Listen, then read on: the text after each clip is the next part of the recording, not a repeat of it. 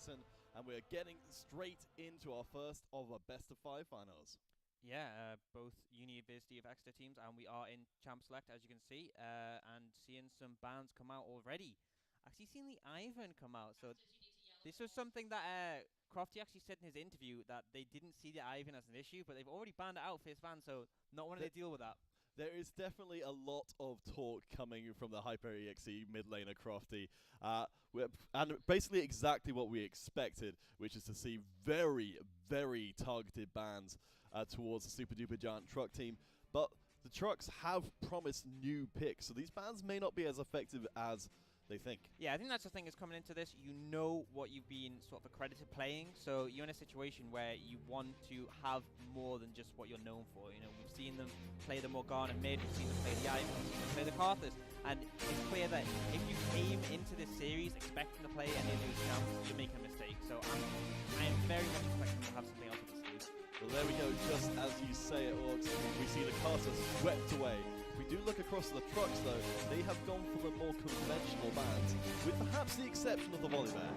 Yeah, Volibear not something we see too often. To get some changes so a bit more viable, but I think Gangplank and Galio, they just scream to me, we don't want you to have an impact in the bot lane, because obviously those are great champions that not provide sort of the global ultimates, and Hyper EXE actually picked up the Caitlyn very early, so they're saying, you know, it doesn't matter whether you ban those champions away, we're going to make bot lane a point of contention with this Caitlyn pickup. So interesting to see what Truck will counter with.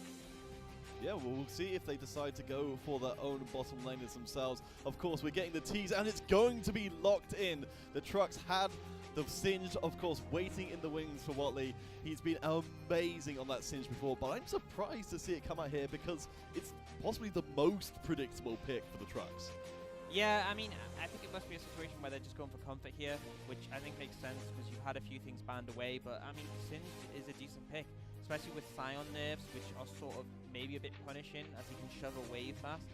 I think you should be confident to pick up Singed here. You know, it's a tank, and they've already taken such a huge front line here in the terms of the Singed and the Zac. And the thing is, although this Morgana pick has been banned away as a mid Morgana, it works twofold. It's just Caitlyn Morgana is such a strong lane, particularly if you're playing against like a Zac and a Singed. It obviously gives you a lot of safety, but because Hyper EXE have banned it away from the enemy mid lane, they're not going to be able to pick out the support. And actually going for the Trundle in the end, which is an interesting one, because I feel like Trundle, although he does well into tanks, he traditionally has been picked as a counter to sort of Olaf and Skarner. It's not that he's bad into Zac, and if you're good in Trundle, you can interrupt his jump, but at the same time, you know, he's not going to be able to have as much impact as Zac. He's not going to be able to bully him out too much early, and at the same time, although we can ult him to sort of reduce his tankiness, there's still going to be the Singed, and potentially even more for frontline coming later. We've got the Nami locked in as the third choice.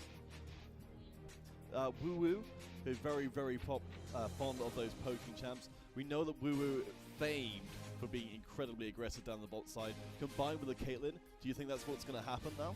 Yeah, absolutely. I mean, you look at this composition, and this is the buff, the Caitlyn composition. Trundle is no doubt going to go the Zeke's Convergence, I believe it's called, and he's going to combine that with his Caitlyn, and then whenever he ults, it gives the extra damage to her.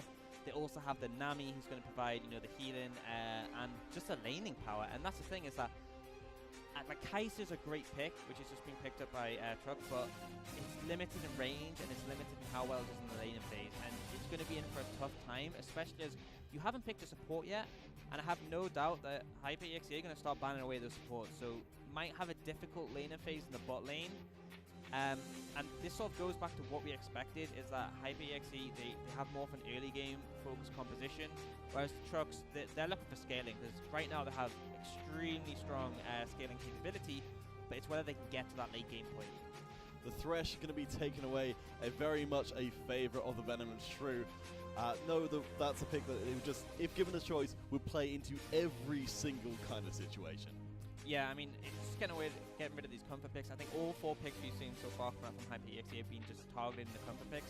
And, you know, so far Truck have seemed like they're not too phased. They've still got one in terms of the Singed, and then Zac and Kaiser are fine. It's just, where is their early game security? What are they going to rely on to sort of get them to a point where they're strong? Because, I mean, right now I'm going to estimate that they're going to pick up their support, because they'll look for the counter pick mid. And I mean, what's on the cards? You have to find something that not only that you're confident on for Venom Mashu, who obviously can't play as Thresh, but also that gets you through the laning phase. And Rakan actually going to come out, which, I mean, it's not the worst pick. Obviously, just have a little bit to stay in the lane, but at the same time, I feel like you're going to struggle against the Nami Caitlyn. Oh yeah, I mean, we're fully expecting. We knew how from that first interview that Crofty gave, how confident Hyper EXE are coming into this game on, and how much they want to make a statement pretty much immediately.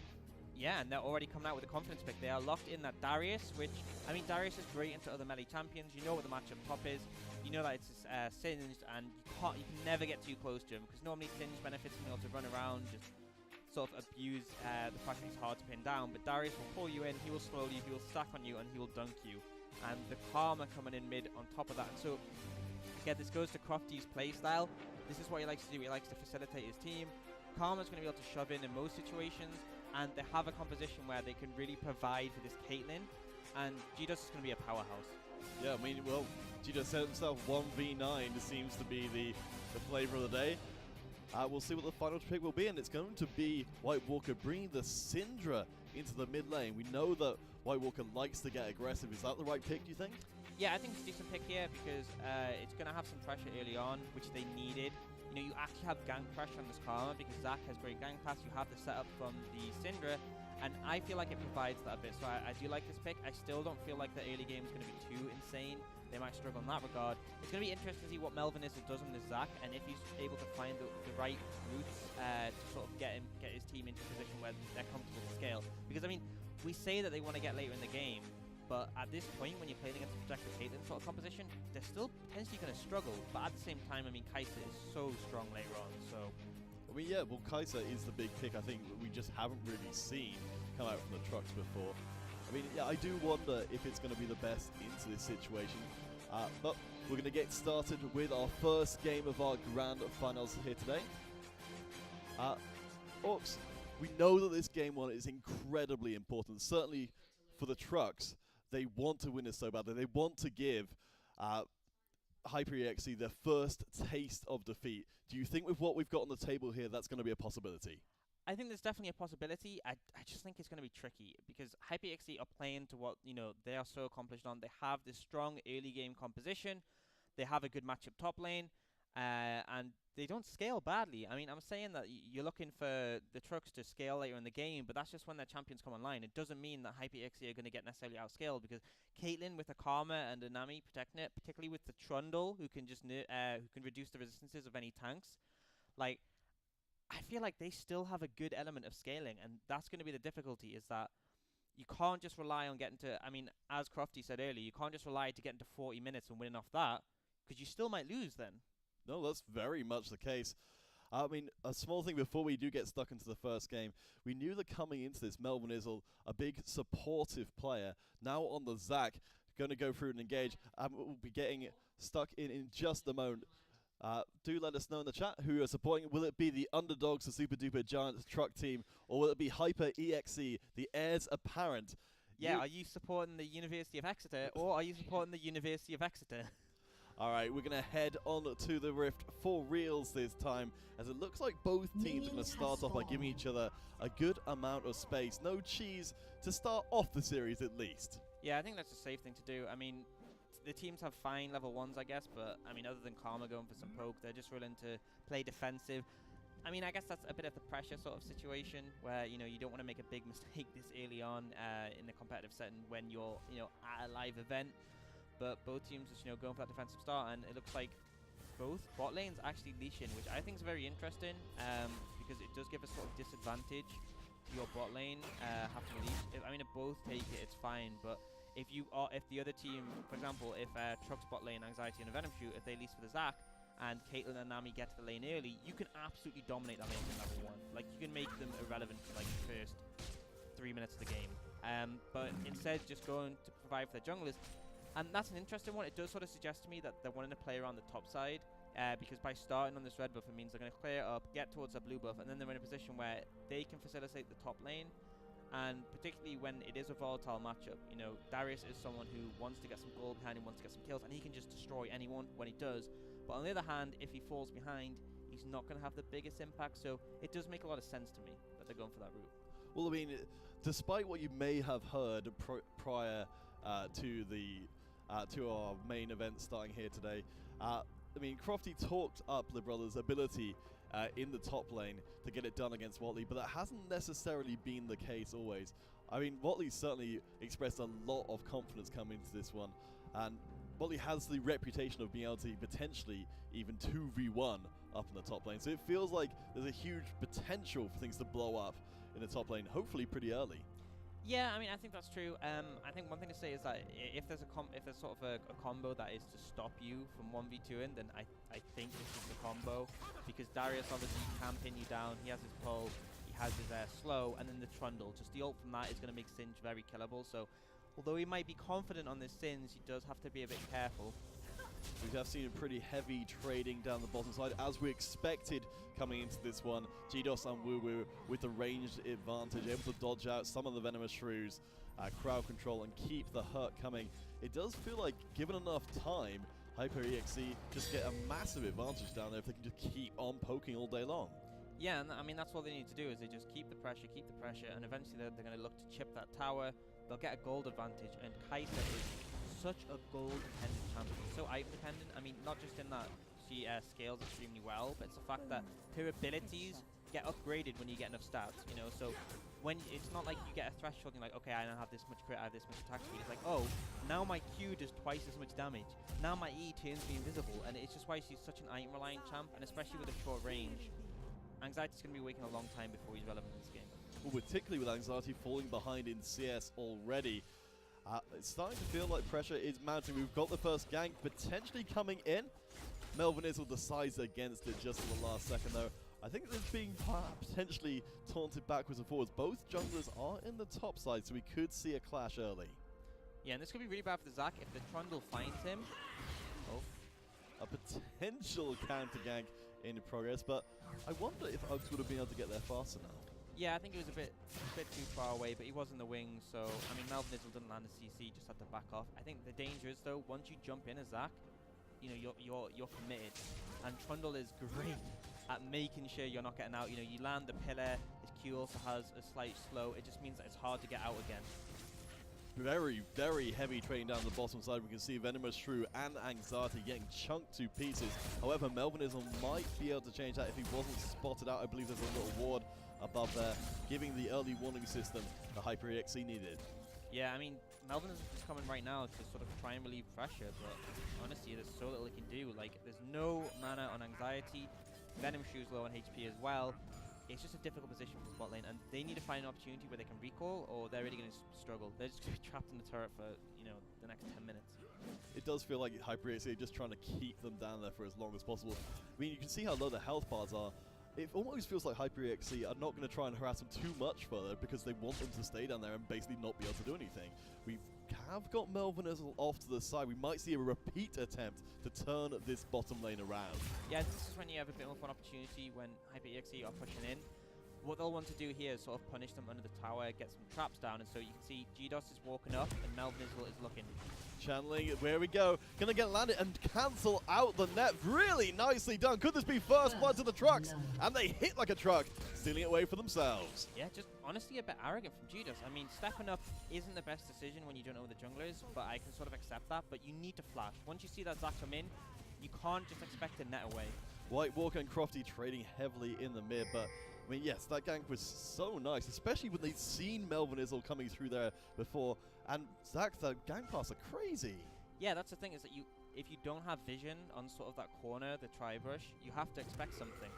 Well, Crofty does have vision of Melvin Izzle, forced a flash away. There we go. Perhaps HyperEXE learning some respect early on. Yeah, and I think it was a smart decision. I mean, he did sidestep the sort of the E from the Zac, the knockup, but still flashing anyway. And this is actually something surprising as we talk about this matchup, how it might be somewhat favored to Darius, but losing his flash there, and you know, HyperEXE came in very confident, but they're sort of struggling across the board. Both of their solo Holy moly, Watley's tower diving, forced to get away. The brother's incredibly low. Watley thinking about going in for one more, once more, does have the minions, will be looking to flip the brothers and gets the kill. That's 2 kills early to the trucks. They are starting things off strong. Yeah, and it's I mean, all I can say is just a lack of respect from HyperXE. I mean, Crofty talked about this, how confident they were coming in, and it seems like they've let that get to their heads. You know, Live Brothers got caught out, took a really bad trade. Clearly, oh, good stun comes in. Nice counter aggression from Venomous Shrew, trying to keep anxiety up, but is ticking away. Has the heal, forced to burn it. Flash going to be taken away as well. So not. Oh my God! GDOS gets the final shot in. Yeah, and this is sort of the payment for all that pressure early on. You have the pickaxe, you have the damage from Caitlyn, and it's such a difficult situation because as a Rakan, all you can really do is go in if you want to, you know, cover for your AD carry. And in that situation, his W was on cooldown, there was nothing really he could do, and it's essentially a 2v1. And Anxiety tried to save his flash for a bit too long there, I feel, and got punished for it. Yeah, I think there was a temptation there to try and hold on for it as long as possible, considering how well things seem to be going for the Trucks. But yep, a way back in. We knew that GDOS certainly has a reputation as being super important, but that's not all that's going to happen right now. You've got the crowd control chain coming in, going to bring back the brothers into gank range. Very few ways to get away, no flash available. The brothers trying to try and walk this one off though, and I think you might just be able to. Watley in hot pursuit will with the heal and no kill. But White Walker going to get caught out in the mid lane. Uggs pouring out the damage, and now we've equalized 2 kills apiece. Yeah, actually, I was wondering about Libera's decision to go for that Spectre's Cal very early on, but clearly knowing that he's struggling in the top lane and going for the defensive build path allowed him to survive that gank. And then in return, Uggs finally making himself known on the map, has a gank mid lane, manages to kill Syndra even after she used flash. So pretty big pickup, and both these teams having some good plays already in the early game. It's less than 10 minutes, we already have 4 kills on the board. Well, it wouldn't be a Singe without a proxy Singe going forward, but okay, I thought for a second that we might see that go further. GDOS, I think certainly the Trucks would love to get a kill back onto GDOS, but with Uggs off in the wings, that would be maybe a little bit too risky. Yeah, I think GDOS just maybe overstaying a bit too much, trying to get the goal for that BF sword. Does pick it up on this recall, but I mean that's the danger, and we saw that top lane as well as Live Brothers overstayed top. Watley had TP'd back, and that's what actually led him to that situation where he could get dived because he was down on items and on health. And I think both teams, I mean, this is what I like to see, is that they're being very aggressive, but maybe not having the right amount of respect at times as well. And as a result, that's why it's been quite a bloody game so far. I mean, 4 kills in 10 minutes. I mean, maybe for the NUEL, that's not particularly bloody, but I guess for a finals where, you know, you have to think nerves are affecting some of the players, it seems like they're completely confident to go for these plays. Watley going for that big proxy farm, but we'll get help again from Melvinism, who's been crucial so far. Crofty coming in for side, but we've got White Walker in the wings. We've got, of course, the Blast going to get them out of trouble. No kills, but still. Proactivity, the blue buff stolen away and put on White Walker. Yeah, and I really like to see this from White Walker, is that you know Crofty's playstyle is that he likes to roam, he likes to try and make impact on the rest of the map, and White Walker's stopping that from happening. He moves down as well. Melvin Izzle making it happen once again. Let's bounce under the tower, but does have the passive. Watley's now taking the tower aggro, forced away. This could turn sour in a hurry as Uggs comes in from the side. Melvin Izzle taken to pieces. Watley going to try and get away, but the flash from Uggs says not this time. It's just an overestimation. There wasn't really the... Oh, as I'm saying, this ace and hole comes in. Venomous Shrew down very low, but as you were saying... Yeah, just an overestimation of the damage. Like, this Darius has invested in tanky stats. He has a lot of MR, and he gets a lot of healing from his Q passive if he lands it. So he's not as easy to kill as you might think, and I think the Trucks were just a bit over-ambitious there, and they get punished for it, and they're now sitting at 1.5k goal behind. Not the place you want to be in. Darius actually finishing off this Spirit Visage already, which says to me that he knows that laner phase didn't start off the best, but he just wants to survive, because he is going to be relevant later on. There's going to be movement speed buffs from the Karma, and I mean, once you sort of get that black cleaver spike, you can make an impact in team fights. Yeah, well, I mean, when I talked to the top laners before this all started, they said that they thought the top lane was going to, well, at least going to try and make it as irrelevant as possible. Now, with all those tankiness for the brothers, makes you wonder if, yeah, if Watley's going to be able to do too much of anything. I mean, has been proxy farming really heavily up until this point, but I wonder if he can afford to continue to play like that. Yeah, I mean, you have to be a bit careful. The thing is, like, Darius can just stack up damage on you. The fact is that if he'd gone a more offensive build, then you can actually put damage back on him. But with his Spirit Visage, I feel like you can just ignore Singe and just keep whacking away at him. And the threat still is there for Darius to kill the Singe, because once you get a full passive stack, as you've seen now, it's going to start ticking down, gets the extra AD as well. It's going to... Whoa. Popping the ult a little, maybe a little premature. These two top laners dancing with each other, but you can see how little damage is being done to the brothers at this moment. It feels like Watley maybe playing with fire does manage to chew down as long as the brothers can't get that heal through, but that's very tough to do when you need to be near him. Yeah, I mean, you sort of see Watley have the advantage there, but he had to burn his ult just to sort of have an advantage in that trade, so... Well, Melvin Isle again being the one to make the plays, pulls back in Uggs, takes a lot of damage, but the frozen domain will keep him out. Also drops down the subjugate early, steal away the tanky stats of Melvin Isle. Yeah, smart decision. It just makes it very hard to punish this Trundle, having all the extra stats from the Zac. So just ult traded between these two junglers, and honestly, I feel like goes in the favor of HyperEXE because Zac ult is really impactful for making plays, and I think Trundle's fine to just sort of chill and farm. He does have quite a considerable goal lead over Melvin Isle at this time, and quite significant in CS as well, 28, which is about 7 camps. Melvin Isle down once again in the bottom lane, the source of the truck's success before. I think GDOS with those traps down a little bit safer than last time. It looks maybe that Melvin Isle is thinking for it. He's going to make the commit, trying to go for GDOS, but Uggs with the counter gang and the tidal wave going to make a mess of everything. The pillar of ice right in the middle there, making it incredibly difficult to disengage. And Woo Woo, the one to take the kill. Venomous Shrew with the follow-up is so low, and the bubble has to be flashed away from as well.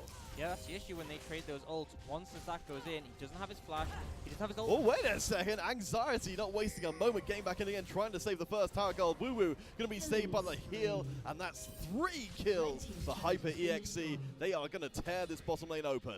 Yeah, and just, I mean, Zac goes in, he doesn't have his flash, doesn't have his ult, can't get out. Great counter gang from Uggs to find that kill onto him, and they managed to pick up a Venomous Shrew as well. And then I gotta respect Anxiety going for the play, but heal was still available for Nami, flash was still available for Nami. You know, you saw blood, and it ended up backfiring massively. And now HyperEXE, after this Cloud Drake, are in a massive advantage, and they've really just started to snowball this game. Yeah, well, of course, that first tower going down going to just really put the pressure on. I mean, I'm so impressed by what we've seen. I mean, honestly, from both junglers, but for Uggs, it just seems like each time he's been able to play spoiler and just ruin any real chance of the trucks gaining any momentum in this first game. Yeah, I mean, and that's the difficult thing as a Trundle, is that your ganks aren't the best. I mean, you can run into a lane and just throw a pillar down, but often it doesn't have the highest impact compared to, say, a Zac with such great gank paths and range. But I think it's just played smart, and he's used his brain, and he's been at the right places at the right time. And that's led him to be in a position where he's 3-0-2, and he's facilitated his team so well. Notice we have got the completion of the Archangel's staff for White Walker, negatively affected in this most recent patch. Do you think it's still the priority it once was? I mean, I think if you're going to go it, I think you still pick up it early, because then you can stack it quite fast. Because the Saracen brace isn't as strong as it was before. The problem is, though, you're behind already, and you're now investing in an item that needs to stack up on a Syndra who's not the best scaling champion. I feel like you're never going to ever have any kill pressure on a Crofty here. He's already picked up the Athenes, gives him that bit of MR, he has the shielding from his E and also his ultimate, so you're essentially just coming into a farm lane, which is fine, but yeah, I mean, your team's struggling already. Maybe Luden's could have been the better option if you wanted, but I mean, I guess you have to pick up the tier so early, it's hard to know in that regard, but it just says to me that Trundle are going to want to farm up, which, you know, we said before the game. And they are putting a bit of presence here in the top side. Watley is here, and obviously Light Brothers is on the other side of the map for now, so just using the time to clear out the map a little, get rid of some pink wards, and try and establish the vision around this Rift Tower. The Rift Tower will be particularly potent to be able to equalize or extend the lead of HyperEXE, managing to ultimately win the presence. But in the mid lane, White Walker going to get caught out. The brothers makes the roam and slams it home. 2 kills already, and I think we might be seeing more towers fall shortly. Yeah, White Walker completely caught off guard. He even used his flash and still ended up dying. Not really him. Second time he's died, he used his flash. And Watley caught as well, the brothers. I think, well, some of the smack talk before the game is going to be justified as HyperEXE make a move in to tower number 2. Worth noting, the top tower did go in favor of the trucks, but the map itself seems to be painted mostly blue. Yeah, and then I'm going to have to go to that Rift Helm and try and secure that as well. And they're just in a great position. They're so far ahead, and they know where the plays need to be made, and very effective at pulling them off. I mean, they pick an area on the map, they move there, they get kills, they get objectives, and they punish. Melvinizzle off to the side, maybe for even just a small moment, thinking about trying to steal away that Rift Herald. Decides in the end, not worth the lack of presence on the map.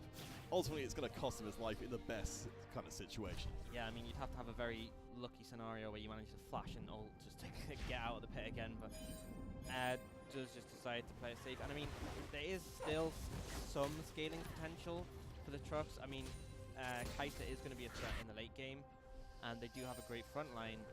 Problem is, it's just going to take so long for them to be relevant, and HyperXE aren't looking to stop. You know, they have this Rift Herald, they have their bot lane going towards the top side. They're no doubt going to try and take that tower and then just keep on pushing. And you know, at what point are they going to be able to say, or the truck's going to be able to say, yeah, we can fight you? I can't imagine it's going to be any time soon. We'll of course keep our eyes on Uggs, the Trundle, who's got the Rift Herald ready and locked to go. Still a few minutes to make that decision as to where HyperEXE are going to deploy. Where would, I mean, if you're in their position, where would you think could do the most damage? I think if I would commit to I'd save it for now. I think you commit your bot lane to the top side, you take that top outer tower, and then you use the Rift Herald somewhere else. But it looks like they've seen the presence mid from the trucks, and they're just trying to look for a fight here, and then they can essentially skip that top tower and just run it down mid. We've got the gathering of forces in the mid lane, with of course Watley off to the side with no teleport. Could potentially leave him outside of any fight that breaks out. Yeah, but I mean, he's pushed up the tower, so GDOS and Wu do feel like they have to answer this eventually. Watley getting quite tanky now at this point. I mean, he has been looking the greatest in this matchup against Darius, 1, 2, and 0, but he will be very tanky as the game goes on. And the thing is, there's only one massive DPS threat on the side of HyperEXE late in the game. Carmen not going to cause that much damage. Darius, I mean, if he's trying to stack up damage in the Sins, he's probably, the team fight's probably not going too well for him. So, doesn't have too much of a threat, and really just like Caitlyn later on. The brothers trying to drive away the trucks. Doesn't manage to do it so far, as all 5 members in the mid lane with Woo off to the side. We've got the makings of a big team fight here. Do you think that they'll commit for it? I mean, we have the makings of an A-round, to be honest. I think it's difficult because, like, the engage from HyperEXE is honestly awful. Like, the only thing you can really do is speed up Trundle, Darius, and have them run at it. I mean, I think they're content with just defending mid, but I feel like this is unnecessary. Like, trucks, there's not much they can do by sending all their members mid, and in return, you could have just gone top. I mean, they're doing it now. You go top, you can drop the Herald, and you can just shove top, and it's like, trucks have to answer, because you take towers so much faster, especially with this Herald. And it just, oh yeah, as I was saying, they have done this, so trucks are heading over to try and counter this, but they're not going to be able to defend this out of tower without the Baron. Melvinizzle is on the flank though, should be looking for something. Rift Herald managing to take a big old chunk out of that tier 1 tower, but the trucks are waiting off in the wings, looking to try and make a catch. They do get the double stun. They decide not to quit for it as GDOS is continuing to pour out damage. Has built a fair amount of crits. I think that tier 1 is not long for as well, but here comes the play. Melvinizzle going for the backline, trying to lock GDOS in place while the front lines claw at each other. Woo and the rest of the HyperEXE team trying to disengage, but the tower still stands for however many more moments. Yeah, it was, I mean, a bit of a botched decision from Wu to go for that ult to engage, but it was good from the trucks. The tower still had enough health to survive, so they go for a fight, and honestly, considering they're 5k goal behind, that was a really good team fight for them. But unfortunately, because they're so far behind, they didn't manage to get any kills, the turret goes down anyway, and this is the difficulty, like you said, as it goes later on, the trucks are capable of winning team fights. They're capable of, you know, they have scaling in their composition. The issue is, they're so far behind in gold, their window, I mean, it's extending. Like, at what point are you going to say, okay, everyone needs excitement before we're relevant? And HyperEXE actually starting up the Baron already. Melvinizzle placed a ward, but I mean, it's now being blocked out by control. Okay, they did decide to back off. But I mean, he placed a ward, he was like, okay, they're not doing Baron, and then he walked off, and he was like, I'm content, I've done my job. That could have been really bad, but HyperEXE not wanting to pull the trigger on that one, so they'll just back off and recall. Well, we mentioned, of course, that the gold has been in HyperEXE's favor for quite some time. I mean, particularly for GDOS, has been farming up a storm massively far ahead of Anxiety as far as just those raw stats and items. I mean, you know, we've already got 2 items completed for GDOS. As we mentioned before in that fight, a huge damage threat. Anxiety, just not as much presence. Yeah, and I think that's the thing, it's not just the items on top of GDOS, which, don't get me wrong, are huge, but you now have the Ardent Challenger on Tsunami. You now have the Athenes and the Ludens on this Karma, and you have the Zeke's Convergence on this Trundle. So it's not just that Caitlyn has 2 items to Brawler's Glove, it's the fact that everyone else is going to buff her. And Anxiety's not really relevant at this point in the game, doesn't have the damage to do anyone. Starting up on the second Drake of the game, to complement the cloud picked up a little bit earlier. It is also the second Drake of the day. Hey, there you go. Melvin Izzle gonna be forced to engage a little bit too early, so Tidal Wave gonna cut up the fight. It looks like the trucks are still spawning for a fight though. The GDOS does finalize that kill. The shutdown onto GDOS though, and this could be a huge problem for Hyper EXE unless the brothers can step up, chasing and dividing apart the trucks. But hey, they got the top priority target at least. Yeah, and I mean, this just shows the sort of struggle that HyperXE have when their only threat is this Caitlyn. I mean, at this point in the game, Libra is just too tiny to kill, and he is on his spike. He has that Black Cleaver Spirit Visage, so they still end up winning out the team fight. But later on, Darius is going to become less relevant. And if something like that happens where GDOS gets blown up by the Syndra, they have a real chance to lose team fights. So although they came out ahead there, although they're going to be rewarded with this turret, they really have to start looking at this Baron and say, we need to secure this sometime soon, or we risk getting outskilled. Then with Shreya and Anxiety almost get caught out there. The bubble does land. It doesn't look like Hyper EXE wants to pull up this time around. I think you're right. It looks like Vision is going to be their main priority here. Chased through the jungle. Crofty off to the side. Of course, GDOS actually quite a way away, but the truck's not able to close, or perhaps don't even want to. Yeah, I think they just want to stop the other team from doing Baron. That is their main objective here. The longer they stall us out for, the more they're able to scale, so they're completely content with this. It's just they don't want HyperXE to get the Baron. That is the #1 objective right now. And the thing is that HyperXE are far ahead, and they know this, and they don't want to risk a situation where realistically, the junglers are the same level, and Zac is one of the best junglers to get inside the pit. He has, I mean, including his flashes 3 different ways, and including the Bascone 4, so very difficult to keep him away. And I think it's smart to just go for the sort of safe situation where you back off and try and re-establish. We'll see how well the trucks are able to stay safe in this game. He's going to change things up a bit as Wally headed down towards the bottom lane. Has been the main source of the presence on the map for the trucks, managing to get down at least that only turret so far. I assume going to look to try and repeat the performance, as of course the Baron dance will continue until we get some sort of resolution. Yeah, I mean, it's just back and forth. Hyper EXE know this, and the thing is, you just fight for vision. You can see Melvin Izzle places a ward down, it gets cleared out. Venom places one down, third out is going to get cleared out. It's just a back and forth, and you're waiting for these windows where someone oversteps. Speaking of White Walker, gonna dance a little bit too close to the fire, but Watley gonna go in, they try and make the play. The Brothers has no teleport, he's not gonna be part of this fight. Uggs taken to pieces. The truck's trying to run over the diminished lineup of Hyper EXE. Woo Woo able to buy a little bit of time, but Melvin Izzle finds GDOS, not able to bring them back, but able to slow them down.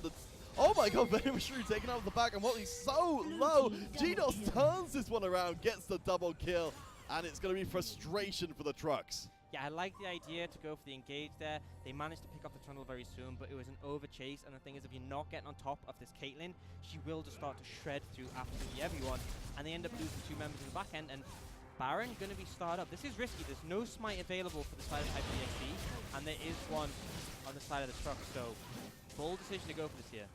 Yeah, the shields of Crofty.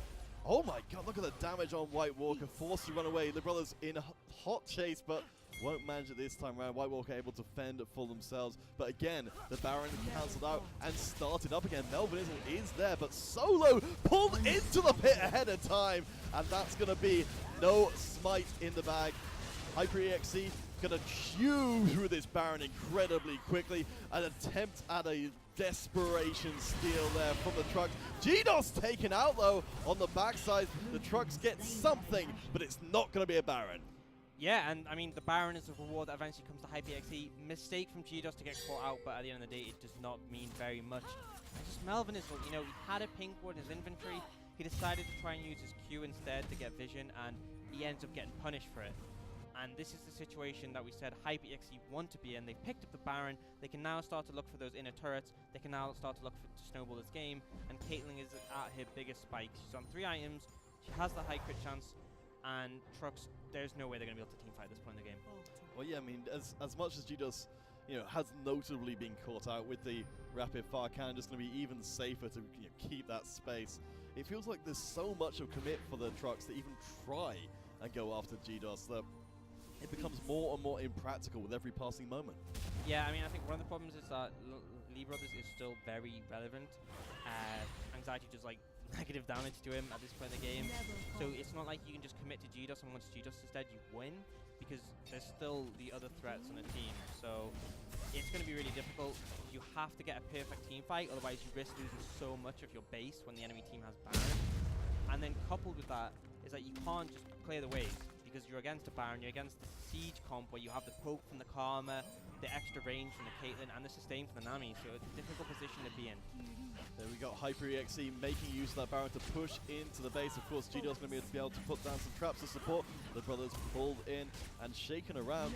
Looks for a moment that the Trux are able to hold on, clearing out the minion wave and buying themselves a few more minutes to try and make something happen for themselves.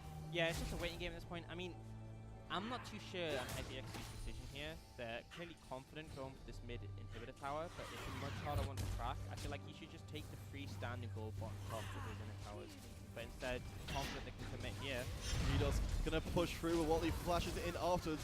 No way back out of the fight though, however, as the tidal wave is gonna tear away the hopes of the Trux. Passive is up, the tower still stands for the moment, but the numbers in favor of HyperEXE. Venomous Shrew forced away and the tower falls. Inhibitor might be the least of the Trux problems.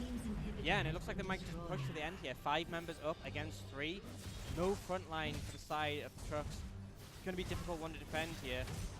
There is the stun onto Crofty. It's still 3v5 for the next 20 seconds. Do you think HyperEXE can actually close this out here? They're smashing down Inhibitor Tower number 1. We need to see something from the Trux to get the stun, but GDOS opposite side is tearing through those towers. It looks like only one Nexus, but wow. Yeah, I mean, only one extra tower, but they got the inhibitor and the inhibitor tower on top of that. That's a lot to push. And the kills as well. They're now sitting at a 10k gold lead. And, we said that there is potential for Trux to scale, but at this point, it's not going to happen. I mean, you're going to have to take a blinder from team fight and win several in a row just to have a chance to be relevant in this game. Kai'Sa is still on an item and a half, an item and components, whereas Caitlyn, not only does she have 3 items, but she's picked up a QSS as well. And the execution has fallen, so she has utility on top of the damage. It's so difficult to deal with it. And on top of that, the Darius has picked up a Knight's Vow. There is so much protection for this Caitlyn. It's so hard to find anyone who can really be a threat to her. It does feel with the massive gold advantage at the moment for HyperEXE that they've got this first game in the bag. We knew, of course, how important this first game would be in the best 5 to seize the momentum for themselves as we see a 3rd elemental break. And just keep on piling on the advantages. Yeah, particularly getting a second Ocean Drake is quite important here because Wally gonna get caught out the wrong side of the tracks. Tidal wave will just catch them, and that's gonna mean a very dead Singe. There's no help coming from the trucks, and inhibitor number 2 could be shortly taken away as well. Yeah, I mean, you've lost that Singe. She was a huge part of your front line. Just overstepped there, honestly, and got punished for the huge amount of damage. And we're now at a point where Truck are going to struggle to defend these even more, because if you look at the mid lane, super minions pushing down the base. Someone has to deal with that at some point. I think they might just have to give this tower up. The brothers is going to try and make sure that's not even going to be an issue. Melbourne is forced to jump away, and for all the time that he spent defending that tier 2, nothing for the trucks. Well, as you say, the super minions putting the trucks on a very definite timer. Yeah, and now Anxiety has to go clear the super minions mid, and as a result, they're going to get engaged on bot. The brothers again, the front line drawing in the fight. The trucks need to have something happen here. The brothers so low but healed up at the last possible moment. There are no Nexus towers left for the trucks, but they have got all 5 members. I don't know if they can even stop HyperEXE if they want to go for the win, but it doesn't look like they do. Yeah, I think they're playing it smart. They know Baron's up in a minute 50. They don't have to win the game right now. They're going to recall, spend some gold, head towards the top side, and start to push down that lane. And the thing is that even if they don't end the game via there, the trucks are trapped in their base. They have 2 waves of super minions to push in, and Baron's spawning very soon. And once that gets taken by Hyper EXE, it's going to be game essentially. Well, not just that as well. I mean, if they haven't got enough problems, of course, while this has all been going on, Hyper EXE have been securing those elemental drakes themselves. We've got Elder Dragon coming up relatively soon as well, just to add to their problems. I mean, yeah, I mean, honestly, if Trucks keep in this game until the Elder Dragon spawns, I'll be very surprised. I think just getting to that point would be a lot for them, but right now, you can see Melvin Isles heading down to try and establish some vision around the Baron. I think he tried to sneak a ward in, but it did get seen out by Ugg, so such a tricky situation because you know if they get this Baron that they win, but at the same time, you know that if you die trying to contest it, they win anyway, so Melvin Isles might actually caught out and good pillar to stop him, but that was almost a disaster. I mean, on top of, it's kind of hard to see the level of disaster on top of how much pressure already the trucks are operating under. This is the last tier 2, the gateway to the last inhibitor. Hyper EXE seem to want to completely pick apart the trucks. Yeah, they're just, I mean, they're playing it methodically, they're clearing out every single lane. They know they have the pressure on bottom mid from the super minions, so they're just going to slowly push this up. And the thing is, there's no rush. I mean, they don't need to go aggressive here. They can sort of just chill and let the side waves push in. And Truck are the ones who are under so much pressure right now. Of course, we've seen it so many times before, all the way through this game. Just methodical from Hyper EXE, setting up those traps, trying to make good use of their siege potential. And the Super Minions now 2 different lanes for the trucks to deal with, and the resources are being drawn away from where they're needed most. Yeah, I mean, that's the problem, is that you have Anxiety, who right now has picked up that Ginsu's Rage Blade, but still does so little damage to clear out these waves that you need it if you want to ever have a chance of team fighting. We have got an inhibitor back up for the trucks, but I think they might be about to lose one more. 4 defending, Watley doing the last bit of maintenance to keep the minions off of the Nexus. There's the catch onto Venomous Shrew. Ducks away from the tidal wave, gonna lock them down. They still stay alive for now though. The trucks desperately holding on to this first grand finals game. Yeah, flash down now from White Walker, and it's just going to mean that so much more threat onto this immobile carry. The Drillers going to frontline once more. Uggs tossed into the backline. May not have been the best idea as the Ice Pillar comes down. The truck's going to try and turn this one around. Anxiety so very low, but does stand for now. The Drillers, he will fall down, but White Walker taken out as well. And I think the trucks may have spun their last in this first game. There is nothing left for them to defend with. A triple kill onto GDOS ends out 10, 3, and 7. And that's the first game going to Hyper EXE. Yeah, great performance from them. And we saw from the start of the game, they had an advantage and they were dominant throughout. They got a gold lead early on. We said they had this Caitlyn Nami bot lane, which was very dominant. And then they just snowballed from there. There was a few little mistakes in the early game, but you know, they got back on top of things and it just showed like they completely found their feet and dominated. And honestly, if you're the trucks in this situation, you got to ask, what do we do now? Because you just got, I mean, smashed in that game 1. And, you know, you have a series ahead of you. You obviously want to pull it back, but what are you going to do? How are you going to do that? Yeah, well, I mean, Hyper EXE basically stated their strategy before they even came into this series, and they executed on it beautifully with the trucks having full knowledge of what they were getting into. But we do need to get set up for game number 2, so we'll be going to a short break. Please do come back and join us. We've had the predictions from Hyper EXE. It's going to be a 3-0. We'll see if they can make good on that as we head towards game number 2.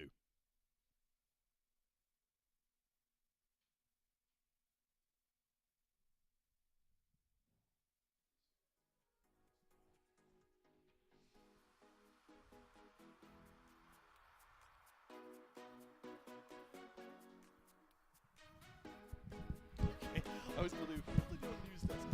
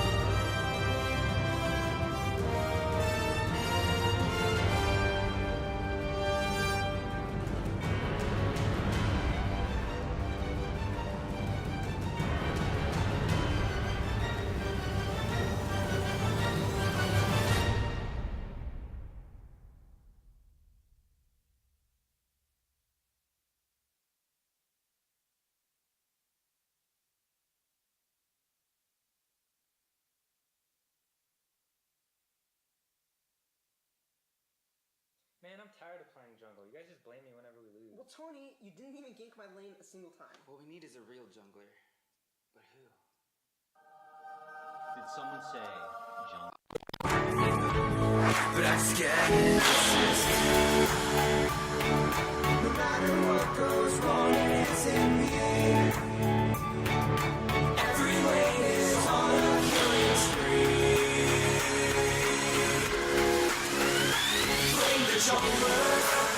When you go and ain't. Blame the jungler. When they got pre-fire drinks. Start to flame. Launch your purple assault. Blame the jungler.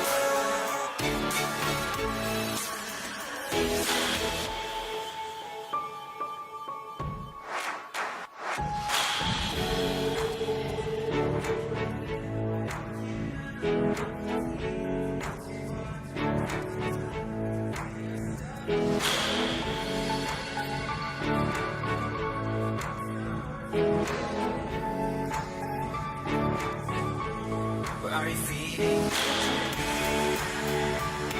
No matter what goes wrong, it's in me. I think we all know why this is GG. Blame the jungler. When you go and ain't. Blame the jungler. When they got pre-fire drinks. Start to flame. Launch your purple assault. Blame the jungler.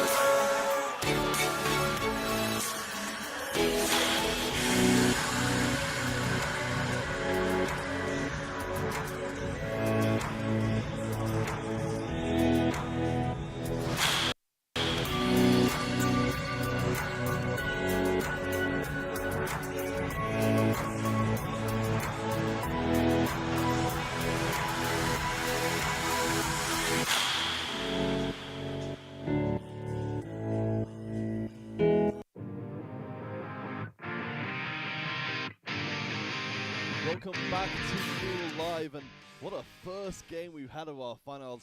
HyperEXE came to this one incredibly confident, and apparently they're able to back it up.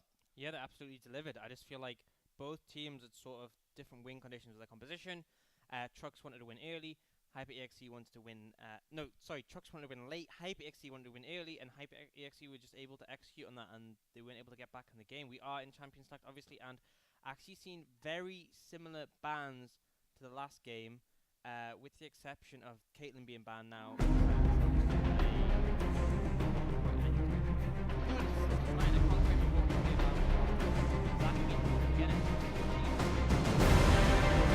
They're starting to move in the direction with this draft. Well, I feel like Melvin Izzle was one of the big bright spots for the Trucks. They were able to make so much happen early on, and particularly, as you said, because HyperEXE were perhaps too confident, they opened themselves up for those crazy exact games.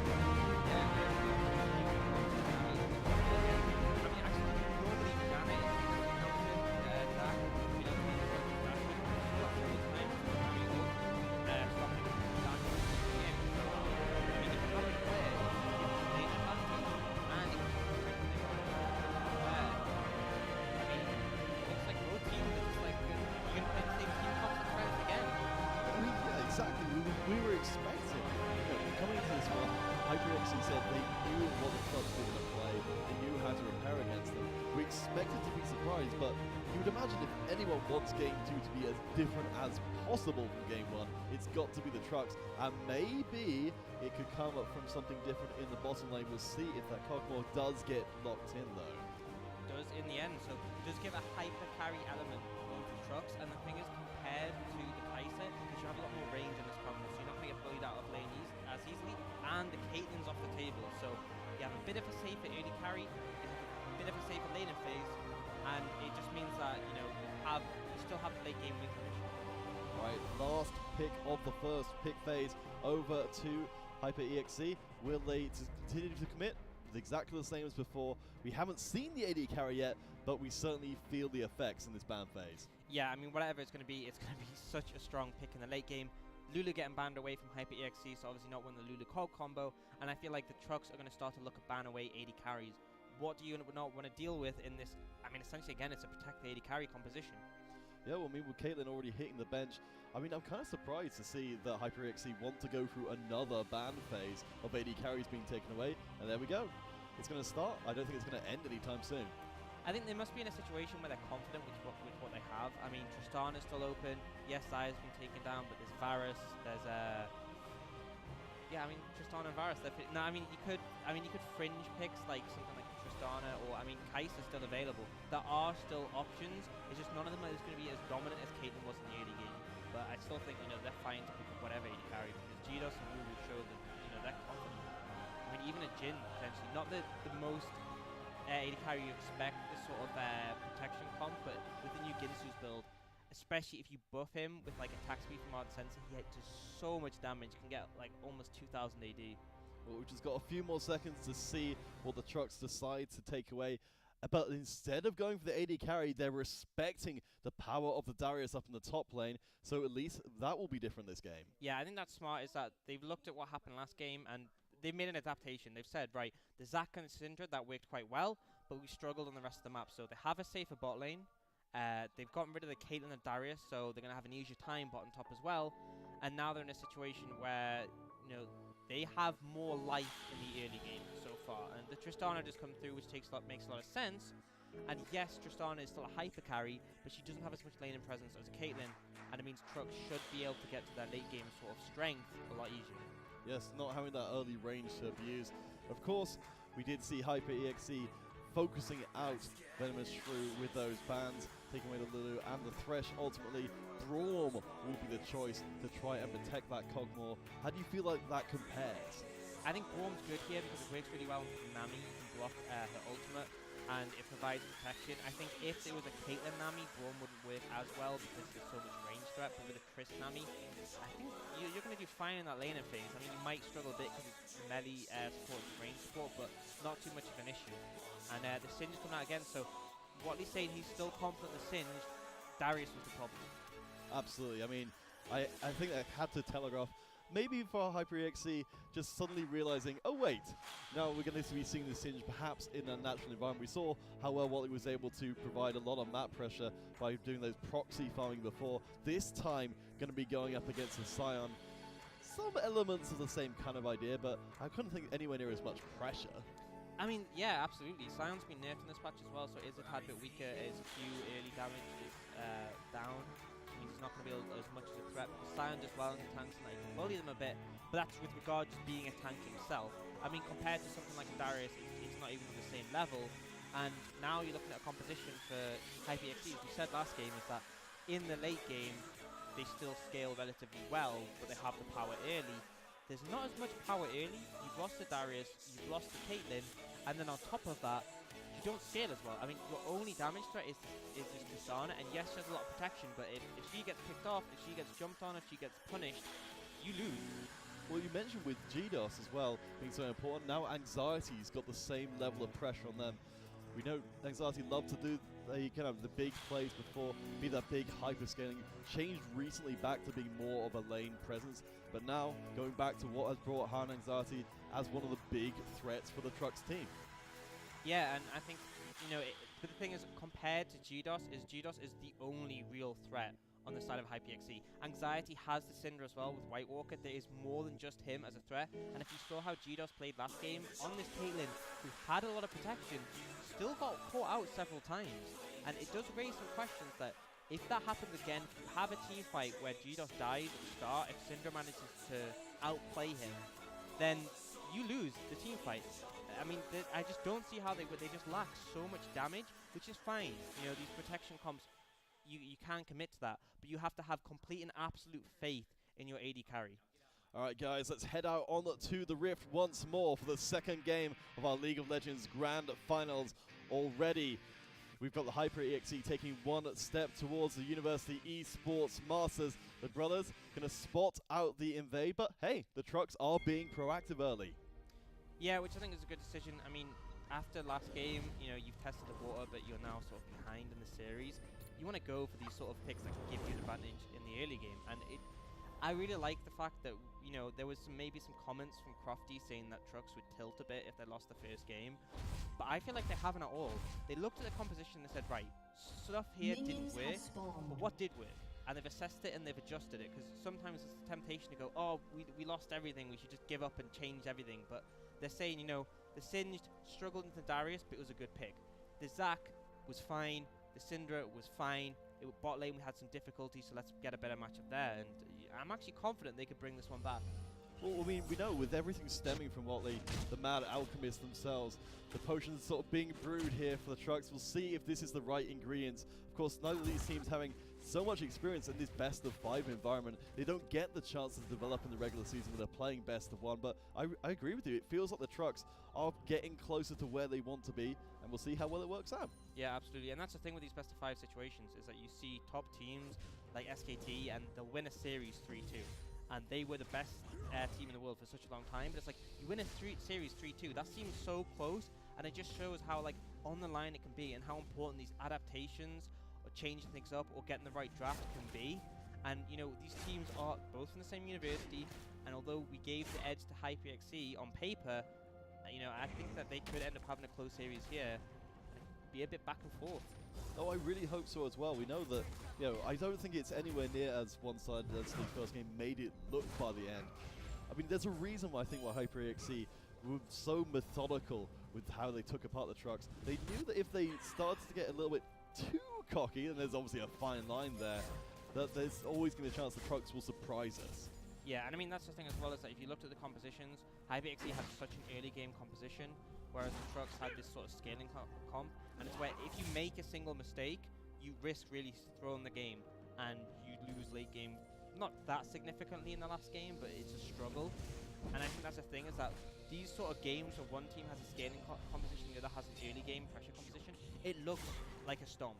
It looks like a stomp when the early game comp wins, and you know, that's what happened. And in this game, it's not really as clear cut as that, and I feel like this could go on a bit longer. Junglers on opposite sides of the map, so Uggs is able to operate without interference. I think perhaps Anxiety Venom True sensing out even without necessarily being able to see it directly, there was some trouble coming. And of course, Melvin Izzle up in the top side, potentially to turn around the mid though. Has of course the chance to jump in, but Crofty a little too crafty perhaps, not staying far enough back to get caught out quite yet. Uggs going back though, and we do see the catch onto Crofty. Flash burn early on, Crofty down low. First blood again for the trucks will be massive. White Walker going under the tower, but he's going to get shielded away. Crofty preserves that first blood gold for the moment. Yeah, just a bit of an overstep from White Walker there. I think the gank was great. We've seen this from Melvin Izzle last game, is that he knows Syndra Zac is a devastating combo, and they got the flash from Karma, and I think you just have to take that. You know, you got the flash, you have an advantage in the lane. When Syndra hits 6, you're going to be able to outplay her. You didn't need to push that far, and in the end, you end up trading flash for flash. Not really worth it. Well, the Crofty as well able to teleport back into lane. Not going to lose too much time at all. In fact, White Walker might end up falling a little bit behind with only the heal in their pocket themselves, as the pressure from HyperEXE on the bottom side, but no junglers this time to really make a big impact. Yeah, and we've seen again that the shove does go over to Tristana and the Nami, which is expected when they have 2 range against the melee range, but the difference is that Anxiety, a lot more health on this side. They've actually been all 3 health potions from Woo Woo, and the CS is much closer, so bot lane going a lot better this time around. Got Uggs again, gonna be in the mid lane, but this time around in this game, kind of struggling to find the right place and time. We've seen them recalling a couple of times now without getting too much done. It still seems like mid lane seems to be the focus, particularly for Uggs. Yeah, we did just see a gank off camera there where great disengage from White Walker managed to knock Uggs away with his Scatter the Weak and just survive from that gank. But both junglers have to sort of focus this mid lane, especially when both are flashers now. Watley and the brothers going to trade up on the top side. Of course, the Singe with a little bit of max health damage to help with those trades, but pretty even so far. Watley has been doing a little bit of this proxy farming, but nothing out of control so far. Yeah, it was actually something to note is the fact that he won out a trade significantly early, and Lee Brothers recalled, picked up another Magic Mantle, and walked back to lane. So definitely winning out in this matchup now that Lee Brothers has this no magic and he managed to reset his health bar. not quite as dominant. But you look now, Watley's just recalled. He's no doubt going to pick up some extra stats, and with a 10 yesterday, this is where it can get tricky for Libras. Well, I mean, this was a big part of the last game, wasn't it? The early pick of the Spirit Visage to try and negate Wally. Is that an option this time around? I mean, it's not the sort of option you normally would go on the Scion. Most likely you're going to go for the Banner of Command, which just makes it extremely hard for the Singe to shove. But in this case, the difference is with the Darius is you know that you can get to those power spikes where you can honestly just all in the Singe. Scion isn't like that. Even in terms of tanks, he isn't the best scaling.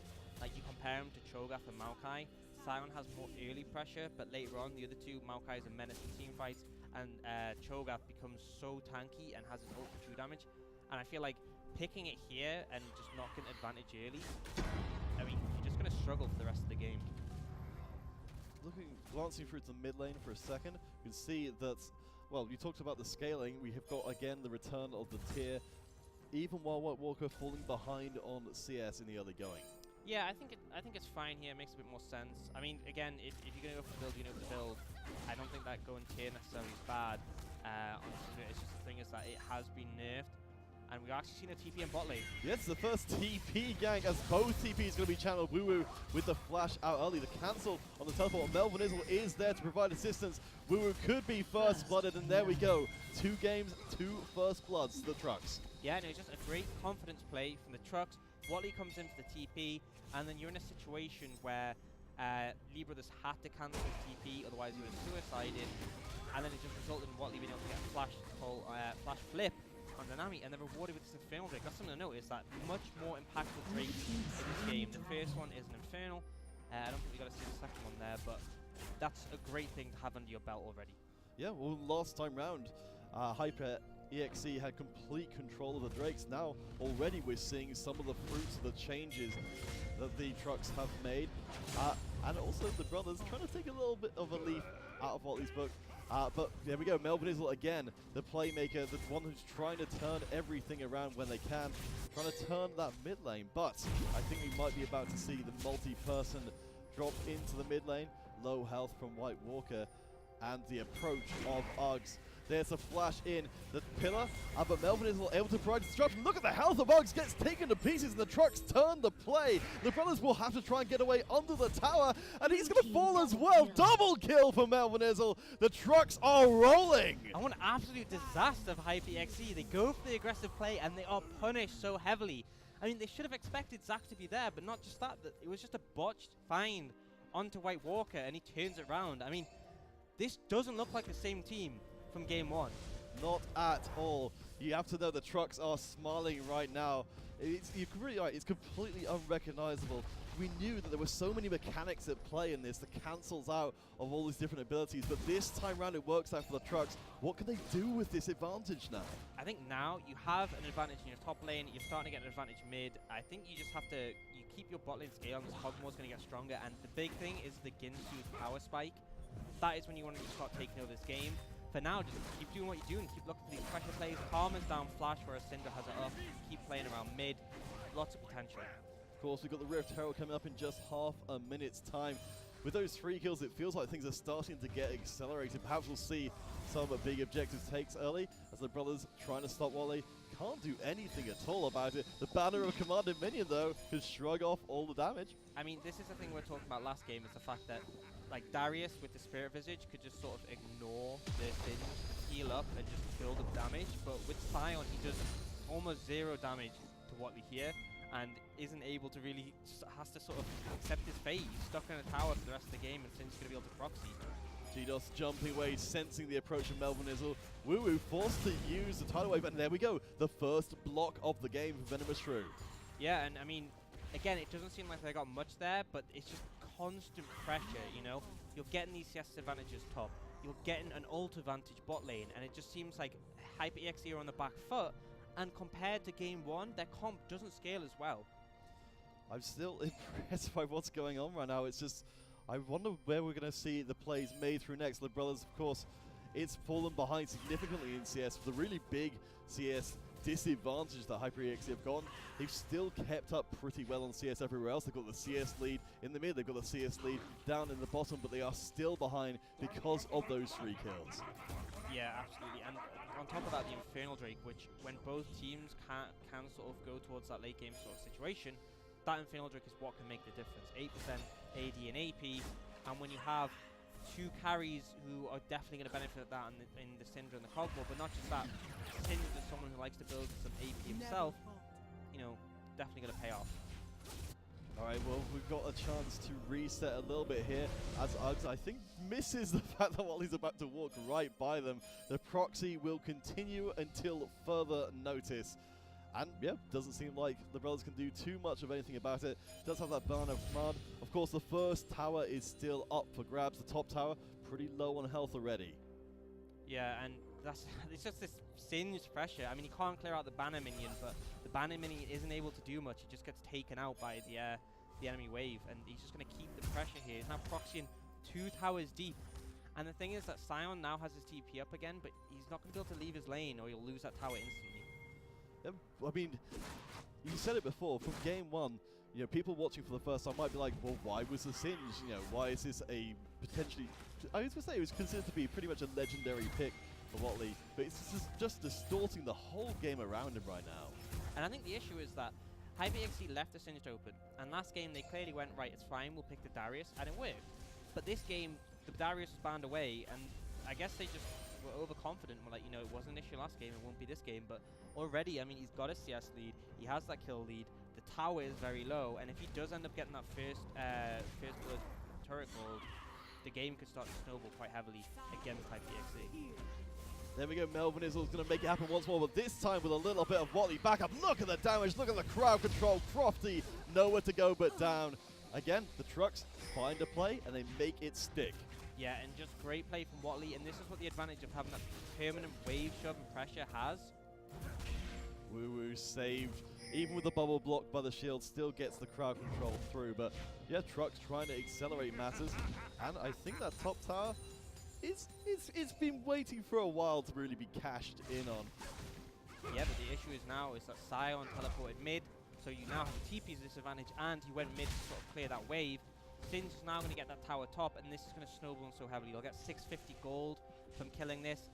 I think he can just pick up a Rylai's straight away, and that's going to be such an issue for Live Brothers. I mean, normally in tank versus tank matchups, they don't snowball too heavily, but right now we're looking at a situation where he might not be able to lane against him at all. No, I mean, I'm fascinated to see what happens next. I mean, yeah, we just see the difference in the money right now. It's just crazy. I mean, that Rylai, we already see how Watley was willing to roam to make sure that that gank goes through. Now with the Rylai's in pocket, it's going to be impossible to get away from. Yeah, absolutely. And it just makes it such a difficult situation for the Sion and the Trundle, because they don't really have the damage to kill him. I mean, with the Trundle and the Darius, they could. But right now, it's essentially 2 tanks just whacking away at the Singe who just doesn't care, and it's going to keep you slowed and run away. And the thing is, he has TP advantage as well now. So there's the threat of that bot lane. I think the threat might be realized very soon. Melvin Izzle waiting in the bush, no vision. Here comes the slingshot. No! The cancel out at the last second gets spotted by a ward. Maybe a panic cancel? No, I think he respected the other team. He saw that Crofty had roamed down from mid, it was pinged out, and he knew he didn't have to commit to this. Crofty is still in the wings. Uggs comes in as well. It's going to be a 4v3 when we see the teleport coming through. Tidal Wave goes wide. Melvin Izzle able to shrug off a lot of that damage. The Subjugate has been burnt, but HyperXC, even with a numbers advantage, don't get anything. And this is just the problem at this mid-game point. Tanks are so hard to kill. I mean, if you look at the items of Tristana, she has a BF sword and a bit of attack speed. She really doesn't do very much damage. And even with the Trundle, they just couldn't kill the Zac. And as a result, you're now losing pressure on this mid lane. And this could be the second tower going down, and a TP coming bot as well. TP gank, we've been waiting for it to happen, and GDOS is going to get caught out, locked in place, and that's kill number 5. Watley not satisfied with that though, as Woo Woo will make a double kill. We have got an attempt at a play from the brothers, but it doesn't go anywhere, and tower pressure is mounting. Uggs gonna get deleted. Triple kill for Watley, and they're gonna get a tower out of it as well. Just great play across the board from the trucks. White Walker gonna get flash on, drops down the ult, going under the tower, does gonna knock up the brothers, able to shrug off the damage, and hey, first kill for HyperEXE. I mean, they turn it around, but it's penny for a pound. You know, trucks have so much momentum here. They're about to pick up this Mountain Drake. And the thing is, they have an extremely fast Baron with when Cosmo finishes it against Ginsu's Cosmo, so that's a real threat. And I mean, both games have been so snowbally, but this time it's on the opposite side. I mean, I just honestly, in a series like this, I just hadn't. I thought maybe we'd see the trucks kind of try and claw their way back in by correcting mistakes, but instead they feel like they've completely changed the formula for game number 2. And honestly, it's amazing how different it's seeming. It feels like that slight adaptation in the draft has just has paid off so well for them, and just really heads up play for them to sort of realize what were the issues with our composition. Oh, it was that we got bullied bot lane, we got bullied top lane, and they freed up the pressure, and now you're looking at a Kog'Maw who, yes, he's only 0-0-3, but he's got through lane and phase fine, and he will scale well. And then on the other side of the map, you have a 4-0-1 Singed, who not only has his Rylai's, which gives him so much pressure, but also the banner. Nightmare for this Sion. G-Dos wants the bottom tower so bad he can taste it, but he's going to get caught in midair by Melvinizzle. And a lovely bubble from WooWoo stops things from going really bad really quickly. Great play there, interrupts the jump, ends up being in the flash as well, and seeing some aggression come out mid. Crofty dropping down the exhaust, great use of the unsealed spellbook to keep them safe. But wow, there's so much potential here. I'm just wondering where we're going to see things actually stick next.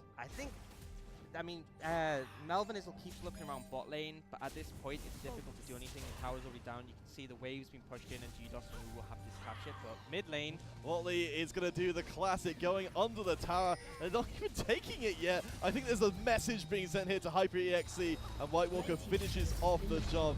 Watley untouchable, now 10 stacks on that Dark Seal. and this is the problem, is that you can't kill these tanks. Even with the Trundle, it's like the only person who is ever going to have damage to kill these tanks is Tristana. And currently she's not even sitting on one completed item. She has 2 components.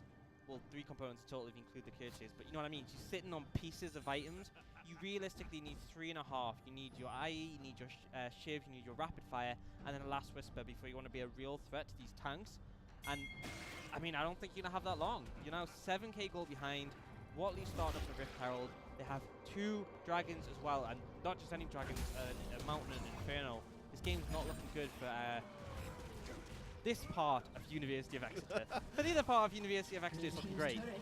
Yes, well, one apiece is certainly the way it's headed right now. We'll see if we can get a turnaround. G-Dog's going to get caught. Oh, look at that damage! But not quite enough still. The threat there from White Walker. I can delete you anytime I want. WooWoo drops down the tidal wave, is avoided, but White Walker, where's the rest of the team? Nowhere nearby. I think White Walker will end up paying the price. What are the rest of the trucks doing? There's a very, very low health G-Dos, but White Walker chased almost back into the Hyper EXE base. Yeah, a bit too aggressive there. Ended up actually getting flanked by the Nami, bit of a unique one to get flanked by. But the problem is that, especially with your ult down, but you have no kill pressure on this Karma. She has the Athenes, she has the Merc Tread, has her shielding. You just can't do enough damage. So I think White Walker, I mean, he's done fine this game, but he just needs to understand that the pressure is coming from the Singed, and you don't need to be going for these solo plays. I mean, it was a good attempt from the G-Dos, but he ended up losing his life for it. Well, we knew from talking to WooWoo that they like to go for these aggressive plays. They like to specifically go for the flanks. First time to see it really pay off, and now Hyper EXE are going to find their way back into the game. Melvinizzle teases the possibility of the engage from the trucks. They will at least buy enough time to keep the tower standing. Watley, the front line, not able to close the distance though. You see that damage from this Tristana, it's like auto. It looked like Watley healed from those autos, and this is the problem, is that I mean, this is the right situation for Hyper EXE. You want to be grouped, you need your Tristana to be relevant, but she just doesn't have the damage yet. She does absolutely nothing to these tanks, and the mid lane tower is now going to get shoved in, and potentially looking for an inner here. Baron up, Minion going to buy a little bit of time. Rift Herald's going to come out and try and force down that tier 2. Of course, all tier 1s taken at the moment. There we go, smashed in. The last bit of damage might be a little bit longer coming though, as we've got Hyper EXE waiting for a chance. There's a knock up onto Watley, forced to flash away. This tier 2 being bought dearly, but there's a stun until the brothers gets knocked up. He's going to get cracked under the tower. Tower still stands though, and the tidal wave could turn this one around. Low health for the trucks. Could be pretty tricky. Uggs down very low. But the tier 2, I have to think it's going to eventually fall, but the truck's so low. Last few shots won't manage to do it. Watley locked in place. Hyper EXE hold the line, and they get rewarded, taking down the top laner. Yeah, and we said how, oh, wait, more players coming in. White Walker can't quite get away. The knock away, though! GDOS got a little greedy with a buster shot and cost a big chunk of gold. Yeah, I think he just got a bit of a mistake there. I think he didn't expect a heal from White Walker and ended up ulting him away to safety. But still, I mean, this was a big misplay from the side of the truck. I think that, you know, we said there was a bit of a lack of damage from the side of HyperXE. Well, they actually had some extra damage there. It was from their tower, who was constantly hitting on the trucks, and they ended up getting 2 towers out of it. In this game that seems so one-sided, they're now only 2.5k goal behind, which I wouldn't complain about considering how the game started. No, it's crazy to see how dominant the trucks were early. To have that one mistake cost them so very dearly. Of course, there's still all of the ground that trucks have won. They've got the pressure on the bottom side tower as well. They've got the Drakes in their pocket. We're going to be seeing another one in just under 10 seconds time. It is going to be another Infernal Drake, so we've got some invisible power there for the truck still. Yeah, I mean, this is such a difficult one. 2 Infernals is a huge spike. The waves were pushed in, and this is where the mistake sort of came in from HyperEXE, is that they didn't think about. In fact, that because they pushed 2 towers mid, they didn't get punished because they managed to walk it off. But it added so much to their reset time, they weren't there to contest the Infernal. And these are the things you really have to think about, is that when an objective is coming up, you can't overstay. And they potentially could have contested that. You know, they just got some extra gold from that team fight. You now have the Tristana on 2 items. If they'd been back in time, potentially could have fought that and taken it. But right now, the other team has 3 dragons and 2 of them Infernals. It's such a difficult position to be in, because you lose scaling, you lose the scaling, and you're still behind. Yeah, well, of course, we've got Anxiety waiting there with the Gwynsu's in pocket. Items starting to get completed now. We move towards potentially some third items. That tier 2 tower, which cost the truck so dearly. They stayed there for such a long time, and it went so sour. It's so low on health that it's crazy to think, after fighting that hard for the tower before, it just can't be defended anymore. Yeah, I mean, it just shows from like when the trucks have HP, when they have the gold spent. Pretty confident. White Walker almost gets caught once again. Gonna try and dodge out everything. Nice use of the shield there as Melvinizzle goes into the heart of Hyper EXE. Of course, we'll be keeping our eyes on Anxiety to see the damage. The brothers taking out very low, but the knock away again. Buying space, the trucks get the first kill onto Woo Woo. Of course, no, his own Melvinizzle taken out as well. The chase is on. The brothers has used his ult to get into the fight. Watley in hot pursuit. The stun lands. The flip is going to be shortly coming. Surely the cancel out on the knockup. Anxiety the one to lock in their their first kill of the game. And small advantage for the trucks. Yeah, and I mean, it was a good attempt from HyperEXE. They went aggressive by Walker, no flash available, didn't find the connection, but ended up getting a kill on Melvinizzle as well. But you have to say, right, we just got a kill, that's great, we need to back off, because they still are not strong enough to fight. You can see they just struggle to get any more from that fight. I mean, they took out the Zac because he overextended, and then they just didn't have the damage to follow anything up. I'm starting to detect a little bit of a pattern here with White Walker, though. We're seeing it, you know, multiple times. It feels like HyperEXE have focused on White Walker as a potential person that can catch out and start a team fight. They can actually turn to their advantage despite being behind. Yeah, I feel like the way Venomous Shrew is played constantly is that he sort of hugged the Cogmore, which, I mean, absolutely is what you should do. But it's meant he's very hard to pick out. You know, if you try and engage in him with the Scion, I mean, that's the issue as well. When you look at HyperEXE's comp, is that engage is limited to just the Scion ult, which is hard to land, and you know that Braum will step in front. So they've managed to catch out White Walker a couple of times, just overstaying, overstepping, a bit out of position, but it hasn't really done enough for them. They got 1 kill earlier from that. They ended up getting a kill on the Zac there, but lost the team fight in the end. It's just, you know, they have the right ideas, the execution just isn't there. Melvinizzle getting chunked out as vision around Baron starts to become a major issue. Maybe a small opportunity here for HyperEXE to get some ground for themselves, but backing it off for the time being. Looking through some of the items being completed, Watley going to be away from the team with the War Mogs completed to be just immovable from the map. But HyperEXE maybe have other ideas as they bring everybody to bear. Yeah, I mean, there's so much damage. Not, I mean, you have the Leandries now on the Syndra, so she actually puts a lot of damage into those tanks. You have the Blade of the Ruined King on the Cogmore, which is a smart decision because you're the only AD threat in the team. Oh, flash in from Wally. They do manage to force out Crofty, and there's a cancel out Venomous Shrew stopping the tidal wave. Melvin Izzle is going to get popped on the backside of that one, but he is buying time for the rest of the team. Anxiety going to chase up, but the trucks maybe getting divided here. The brothers has been traded away. Crofty's so low, so tempting, but it only ends up as being a 1-for-1 trade. Yeah, this wasn't actually bad for the side of HyperEXE. I think the thing is that their plan now is whenever Zac comes in, Trundle just ults Zac and they just burst it. And in this situation, they end up just trading 1-for-1, so I don't think you can complain too much here.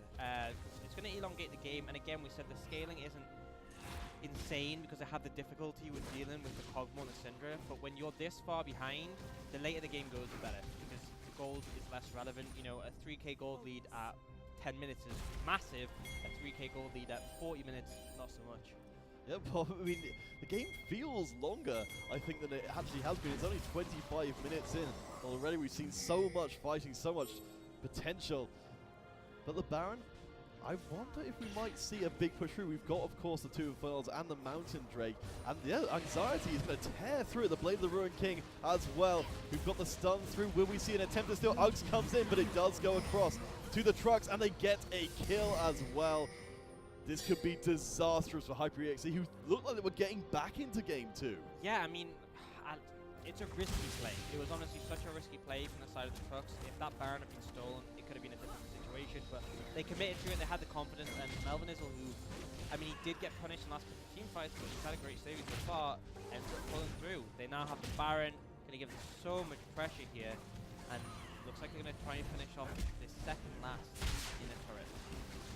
Moving in, not dividing their forces whatsoever. The trucks not even going to be contested on the tier 2 as Melvin Izzle able to bring back a present for the rest of the team. Of course, we've got another Drake coming up in just 10 seconds or so time.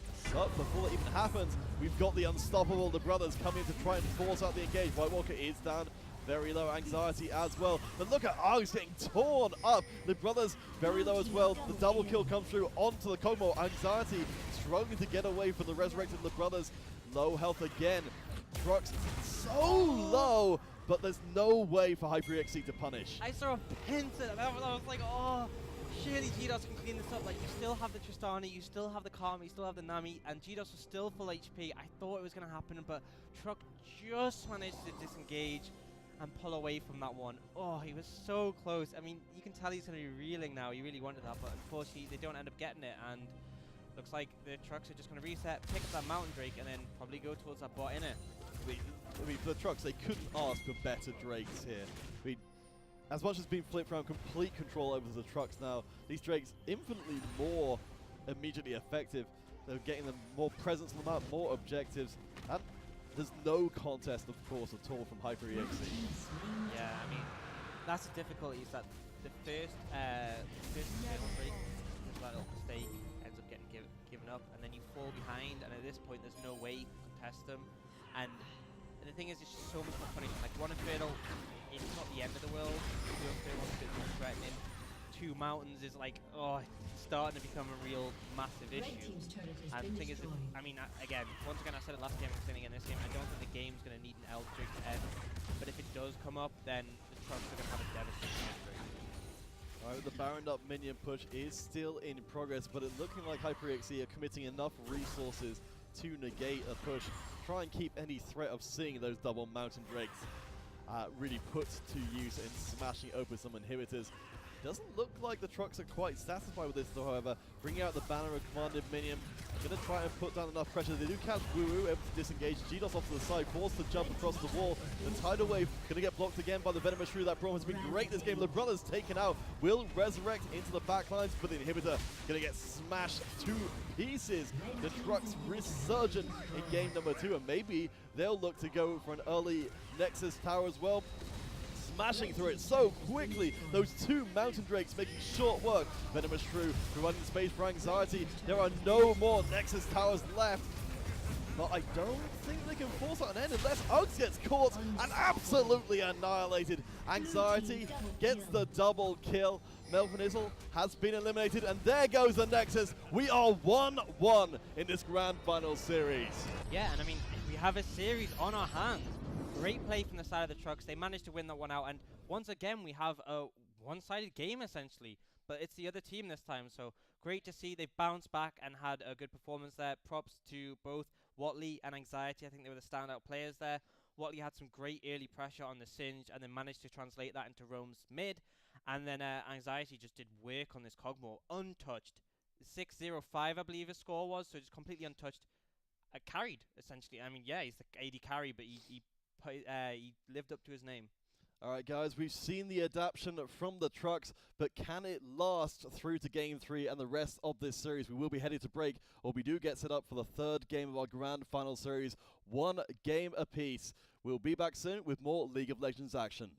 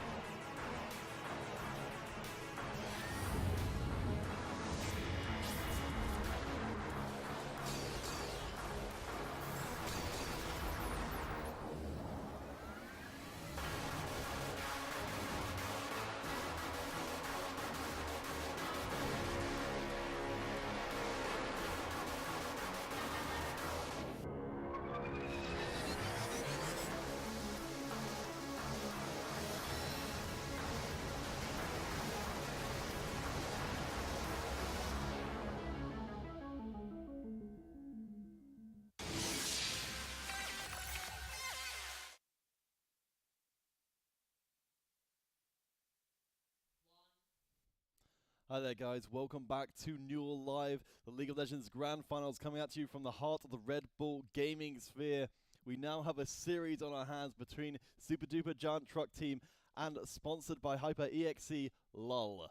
Yeah, and great to see the bounce back there. I mean, I was a bit nervous. Well, I think we both were that after game one, which was quite one-sided, it might end up being a swift 3-0, as was predicted by Crofty in the pre-game interview. But the Trucks, they bit back, and they managed to pull back a performance. And again, it was such a one-sided game. It feels like both teams, once they get some momentum, they just hang on to it. And it's going to be interesting to see how things change up in this third game to sort of, I guess, establish that momentum again.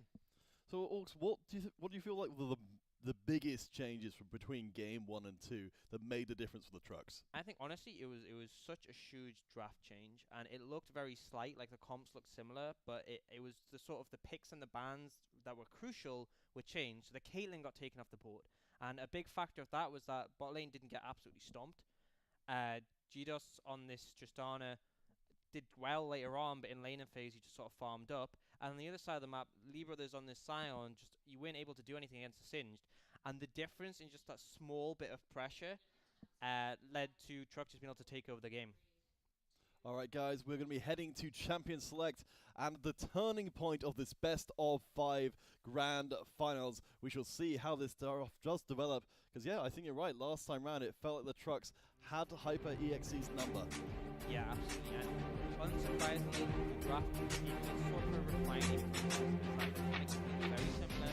They know that even though they might have new issues, they don't want to let up the things they know. Truck has once again banned Galio, and HyperEXE has banned Ivan again, and if they're going to play back in the back Carthage, and it just shows that, oh, they are back to switch up to the thing. So again, it's slight refinements and changes.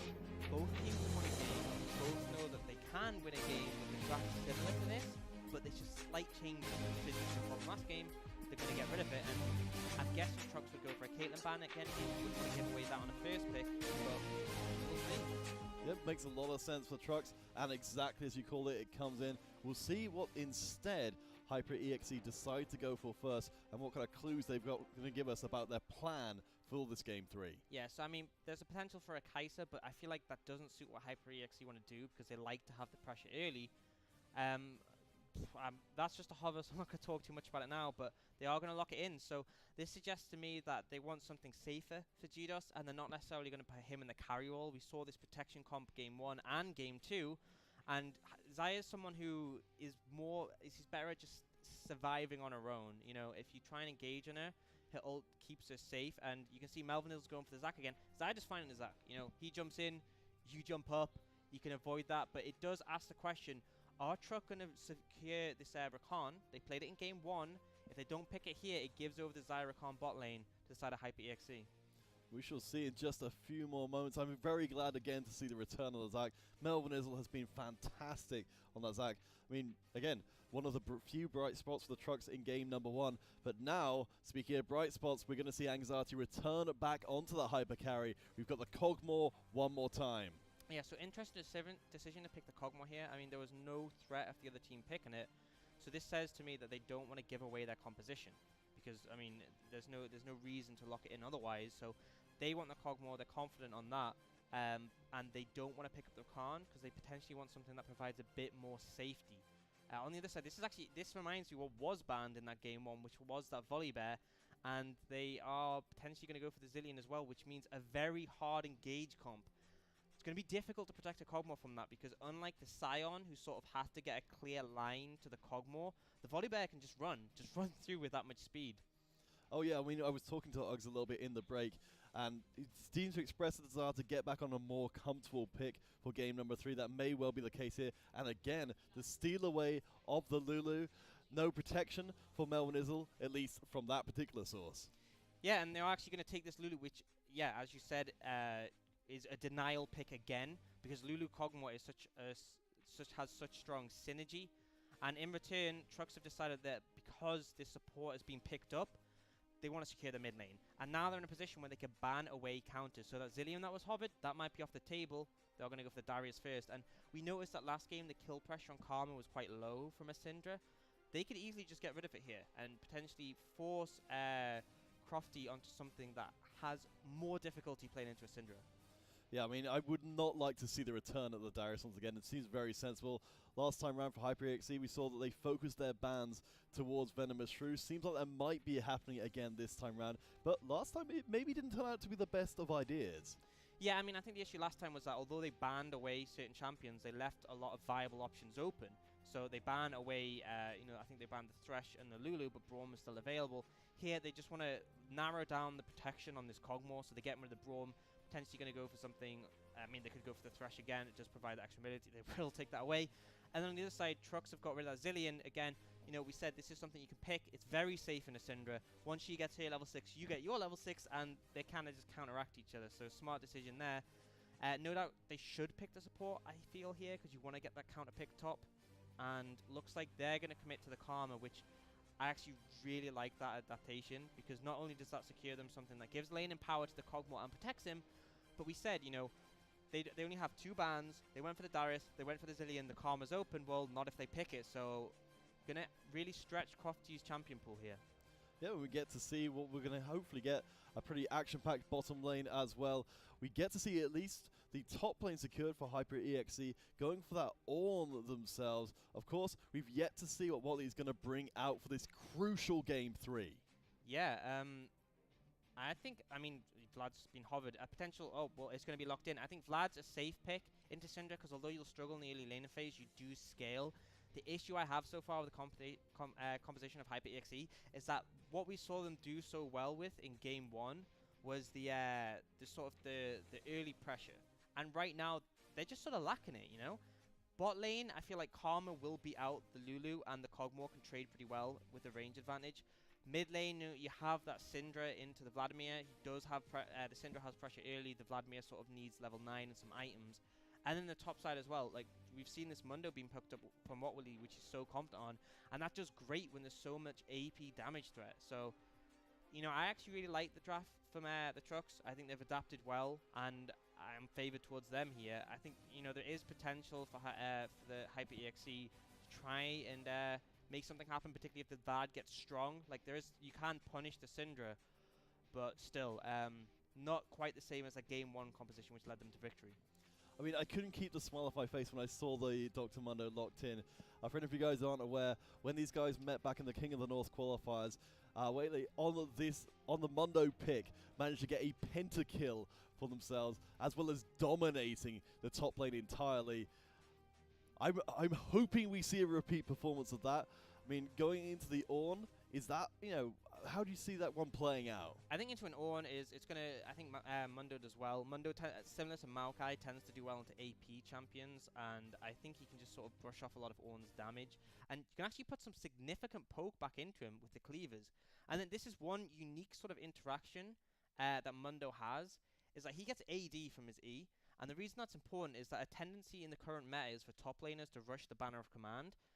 Mundo actually can kill it quite significantly. You can just pop his E and beat away with it with the physical damage, whereas if he picked up one himself, Ornn's going to struggle. Alright guys, we will be heading into that third game in just a second. Go into the Rift once more. Orcs, it feels like you are favouring Trux to be able to swing at this best of 5 in this Game 3. Yeah, I think they adapted their draft well, and I think it still has the tools to facilitate. Oh, we're actually seeing Woo-woo spots out, they move in. Again, we've seen the Trux do this before. They make them move in. They take their chance. This time it's not going to pay off, but heck, why not try? Yeah, I think discussing the lane matchups, I mean, tops one I don't see often, but I get the feeling that Mundo will be fine against the Ornn. I think Ornn does have shove in priority, but I don't think that's an issue for Mundo. He's great at CS on a tower. Mid lane, Syndra has a massive advantage over Vlad in the early game and will have pressure for a long time. And then bot lane, a nerf that came on this patch actually was Zaya's passive, the feathers pass through, does less damage, just the pass through does less. So the main reason that's an issue is when you're trying to shove lane, and that's important here because you're playing against a Cogmore Karma who they're going to abuse their range, and I feel like you're going to be shoved in mid, you're going to be shoved in bot from the point of view of HyperEXE. The only lane you'll have shove is potentially the top lane, and it's going to be super dependent on Oaks to find like the opportunity to gank, or I feel like Trux are just going to win out on pressure again like they did last game. Well, I mean, speaking of Oaks, we've got to, of course, acknowledge again the Volley Bear pick, which is going to be one of the big changes for this time round. Able to just charge in and cause all sorts of trouble. I mean, you were impressed when you saw it first come out in this kind of environment with with the karma and everything at play. Do you think it's going to be impactful? I think it's really difficult because, I mean, I said when they were hovering the Zillion that Zillion and Volibear, you could just sort of run it down and get on top of the back line. But I don't think that's very true anymore. I mean, you need your own there or a flank if you're going to make a good engage onto this Cogmore Lysindra, because you're not just going to be able to run through the enemy team. You know, they have the CC to sort of disengage you. The Karma's going to be able to like apply roots and shields. So I think it's a lot more difficult for this Volibear to make an impact when it gets later in the game. I think early game you still can make something happen. Alright guys, we've just got a brief pause while some technical issues get sorted out. But please do let us know in the chat who you think is going to swing it. I mean, facing down this kind of situation, you've got the pressure on.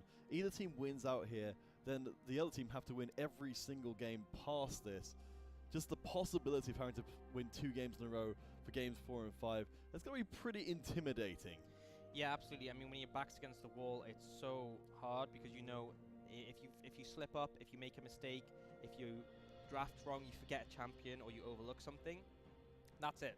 You know, once your back's against the wall. So both teams are going to want to secure this one and give them the momentum that they need to close out the rest of the series. I did have a quick word with GDOS, the captain of the Hyper EXE team. Reckons it's going to be a 3-1 with the next 2 games going in Hyper EXE's favour. Well, when they started, Crofty was like 3-0, and now they're like 3-1. And then if this next one's run right, Truck, they'll say 3-2. And then if Truck win the one after that, they'll probably say, "Oh, we'll win 4-3." But fortunately, it is only a best of 5. I mean, I like the confidence. I think you have to have that in a series. You know, you lost that last game. They weren't anticipating to drop any games in this series, but you have to plan for the worst and hope for the best. And I like the confidence, but it is something to note that in these prior compositions, they put all the eggs in the GDOS basket, very much a protect the GDOS composition. Whereas now it's not like that at all. You know, you do have a bit of protection with regards to Lulu. But I mean, that was mostly a denial pick. The main thing is that with Xayah is that she's safe on her own, she's self-sufficient, she has some CC to peel for herself and her ult. And it just means that more focus can be on the rest of the team. And clearly they think Crofty's done well on this Karma, even though it's a bit of a supportive role. So they're like, right, you now have the tools. If you get past that level 9 point against the Syndra, if you get towards the late game, you'll have a lot of impact. Alright guys, we're going to get underway once more for this 3rd game of our Grand Finals. A ticket to the University Esports Masters on the line. A chance at international stardom for both of these teams. Yeah, and I believe it's been hosted in Tenerife, so a nice holiday on top of that, wouldn't complain. Yeah, absolutely. It's a fantastic opportunity to meet players from all over the world. Especially when you're from the UK, because if you think about it, the Spanish university team, it's like Tenerife's just down the road. But in the UK, you know, we have, I think everyone can agree with this, we have some dire weather. We have 2 days of summer every year, and I mean, I wouldn't complain about a trip to Tenerife.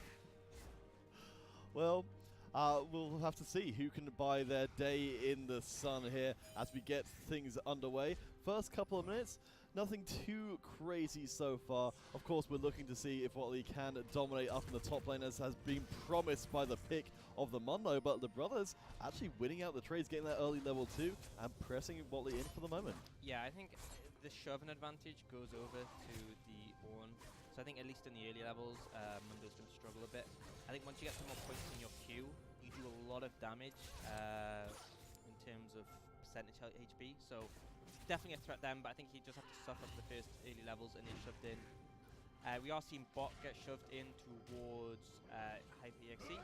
So, I mean, it was pretty expected with the changes to Xayah and also the shoving power of Karma. Something to note though that White Walker playing a bit respectfully here, because he definitely has the potential to shove this lane as hard as he can, but instead choosing to sort of let Vlad have his way, and you can see him now roaming to the side to get a ward up, and he just knows the threat of a Volibear, because if Volibear comes mid and he flashes and flips you, you're pretty doomed. Oh yeah, I mean, this has generally been the case for Hyper EXE. If things start looking a little bit shaky, then Uggs is the one they call on to be the difference maker. But just before we really get into things, there's something I wanted to bring up with you. Of course, coming into this one, Hyper EXE have not lost before. Now they're in a best of 5 series with so much on the line for them. How does that affect their mentality? Well, I mean, as I'm saying this, we might see a gank mid. No. Just teasing us. Yeah, just teasing. Well, I think the thing is that oh, never mind. Let me interrupt it The again. double tease! The secret technique. Crofty will, of course, have the Sanguine Pool. Will get the crowd control follow-up. Not able to finalize the kill. Of course, no ignites in play. But still, a big hit. We've got Wally up on the top, trading with the brothers. But, hey, so a little bit of early action. A bit of testing of the boundaries. Yeah, and I think this is where Wally really kicks off. Like, there's early levels, he gets shoved in. But once you start to get point in his Q, and he can trade with the ore, and just it does so much damage. I mean, percentage HP on that Q, and such a short cooldown. Hey, as you called it, Uggs was going to threaten at least. Doesn't get anything too much out of it. Though it's worth noting at this point, we're seeing a big old CS lead for Crofty in the mid lane. A whole 10 ahead of White Walker, who's very low on mana already. Yeah, and this is a sort of situation where we can discuss how the matchups might go in, you know, an ideal situation. But I mean, this is why HyperXE have changed up their draft and put more pressure on Crofty to be a carry, because as you can see from the massive CS lead of a White Walker, he's outskilling him here. This isn't a matchup Vlad should win early. Syndra should be ahead here. We'll see. Perhaps Melvin Izzle will be able to the one to make the difference there. Certainly, Crofty pushing in relatively hard. Of course, we're always waiting to see when Melvin Izzle will come across the wall and be the difference maker. But yeah, at least we have got teleport available for White Walker if necessary to get back to lane. But playing pretty conservatively unless Melvin Izzle can make an impact. Certainly going to tease us once more, waiting for the perfect moment to strike. There's the stun, and the chain comes in. Teleport being channeled, Crofty buying time with the pull. Melvin Izzle going to be forced to flash away, and separation achieved. Yeah, I mean, I like the gank attempt, but just really heads up from HyperXE. Good communication to get that TP in, and although they only get the flash from Melvin Izzle, it does save Vlad, and it means he can continue to keep pressure in this lane. Doesn't have to burn his own flash, and as you can see, Syndra's just recalled, gonna burn her TP, and Owen honestly didn't move much off top, and it just shows sort of the teamwork we talked about from HyperXE. I mean, Crofty was talking about beforehand how he felt that although there's some big stars in the NUEL who are really excellent players in their own right, in terms of playing as a team, he doesn't see anyone as that great, and he thinks that he's just his team are just the least trash. And I think that's the sort of thing that you want to see from a team who pride themselves on good team play. Oh yeah, I mean, absolutely. I mean, you take one excellent player against two average players, and it's still going to be incredibly difficult for them to come out ahead, no matter how individually good they are. Taking a look around the map once more, we've got GDOS building up a CS lead, but Crofty's CS lead in the middle has started to shrink somewhat. Top pretty even across the rest of things. A small goal advantage. White Walker going down to the bottom lane though, doesn't land the stun. Big roam, and doesn't have the teleport to get back to mid. Yeah, I mean, he had a good time and he managed to get the shove in, and I think he is going to get back in mid in time and won't lose too much CS, maybe a couple. I like the roam, but it was just Uggs' presence there, just dissuading him from going further ahead. Well, they're going to go for the big 1v1. Still able to harass, of course, with the ult, able to heal up so much so quickly. Both top laners still yet to see that first blood come in. 7 minutes are passed, and it's only a couple of 100 gold between the teams. Yeah, kept it quite close. I mean, I think the thing is that White Walker using TP managed to bring back his CS, but this is a matchup which becomes very Vlad favored after you get to like that level 9 point, because Syndra's ult threat is so low on a Vlad because you can just pool it, and then on top of that is that when your Q gets short cooldown, it's so hard to trade, because every time Syndra throws a Q at you and you throw one back, you heal as well. Whereas Syndra will start to run out of not only health but mana as well, and you can see her mana pool's at like 40% here, and Vlad, yeah, his mana pool doesn't exist. Well, yeah, that's always the advantage. Of course, we've got a couple of mana-less champions in the game, able to sustain for all the live long day. The AD carries have made their first purchases, so we've got some Greaves down in the bottom lane for anxiety, but GDOS with a BF sword in pocket. Yeah, and I mean, Zaya's doing fine here, actually ended up... Oh, wait a second. Uggs is ready and waiting for Melvin Izzle. The turnaround play. White Walker tries to disengage. Melvin Izzle does get a double crowd control. Uggs brought back in. No, cancelled out in the end. And an odd engagement doesn't turn into any kills for anybody. Yeah, Melvin Izzle just didn't... Oh, we are actually seeing more action top lane. Forge Gold comes out. Wally able to shrug it off for the moment, but what happened in that mid lane? So, it was a good attempt from Melvin Izzle, but he didn't realize Uggs was right over the wall. as soon as Oaks turned up, he knew it was a bad situation, and he tried to ult to get out, but it was, I'm not sure if it was intended, but White Walker actually used Scatter the Weak as Oaks was getting kidnapped by the Zac, and so it actually cancelled out the interaction, which may have been intended because he didn't want the volley bear right in his face, but it did mean that no kills were traded. And we've seen the power of Watley again. It seems like these picks like this Singed and this Mundo have healing ults, and all he does is just permanently fights and gets in your face, and he's fine to do that. It's working out relatively well so far. Of course, worth noting that Wally has got that teleport, whereas the Brothers does not. Maybe we'll see a few more of those teleport ganks, which worked out so well before. Yeah, I think the difficulty is that Mundo really struggles with teleport ganks. He just doesn't have any hard CC, and I think it's good that you have teleport advantage because it means the Ornn can't teleport, but at the same time, I don't think you do much. He might be looking to go aggressive here, but I think it's going to get punished. Uggs again going to be the difference maker, sneaking in, flipping away Watley. He's very careful not to do any damage, avoids the tower aggro, but there's no blast cone to get them away. And there we go, First Blood falls to Hyper EXE for the first time this series. and this is the problem, is that if you go over aggressive when you don't have your ultimate, that's your get out jail free card. You know, it gives you not only the HP regen but the movement speed, and he just got punished. He has a lot of MR, but Volibear actually does have quite a bit of physical damage at this point in the game with his W, and just a bit of an overestimation from that Watley. Anxiety going to go for a bit of a trade. He's going down very low. Manages to avoid out getting caught, but flashes away on the minion damage. And of course, the Ignite finished the job. 2 kills for Hyper EXE. Not looking so good as game number 1. Yeah, just both sides of the map going way too aggressive. I mean, you're in a situation where Xayah has ult, Lulu has ult, and the thing with a bot lane like Karma Kog'Maw is your ult is so low impact. Karma gets her ult at level 6, and Wait a second, Melvin Izzle going to try and force GDOS to teleport, being channeled in once more from Hyper EXE. Dragged back under the tower, GDOS able to get away as the Brothers pops the passive. Uggs comes in from the side, and with the Forge God, they will force out another kill. Hyper EXE are going off crazy well in the early going. just, again, really questionable. I mean, you're forcing without the Kog'Maw, who is all of your damage, and the Lulu ult was still available. GDOS just able to shrug off the damage, and then they end up getting 2 kills. Actually, no, one kill in the end there, but 2 kills in the extended trade bot lane. And again, it's over-aggression from the side of the Trucks, and I think they just got maybe a bit too confident from last game. It's not playing to their win condition, though. It does feel like, I mean, after the Brothers managing to get that kill up top lane, it felt like the Trucks wanted to try and get something back, to try and get some momentum for themselves, but to get punished that harshly, at least the first tower gold, I believe, will be going into their pockets to even things up a bit and make it just 1,000 difference. Yeah, seen a bit of difficulty in mid. It was just off camera there, but both flashes burnt for mid laners. Crofty went for an aggressive flash engage, and then White Walk had to flash in response. But you've seen, this is the point where Vlad really takes off. He's level 9, his Q is maxed, which the main thing is the cooldown reduction. It's much shorter cooldown. I think it's like 3.5, so he can just spam that. And it's so difficult. Oh, wait a second, there's a bait onto Crofty. Recall from White Walker was in fact a bamboozle.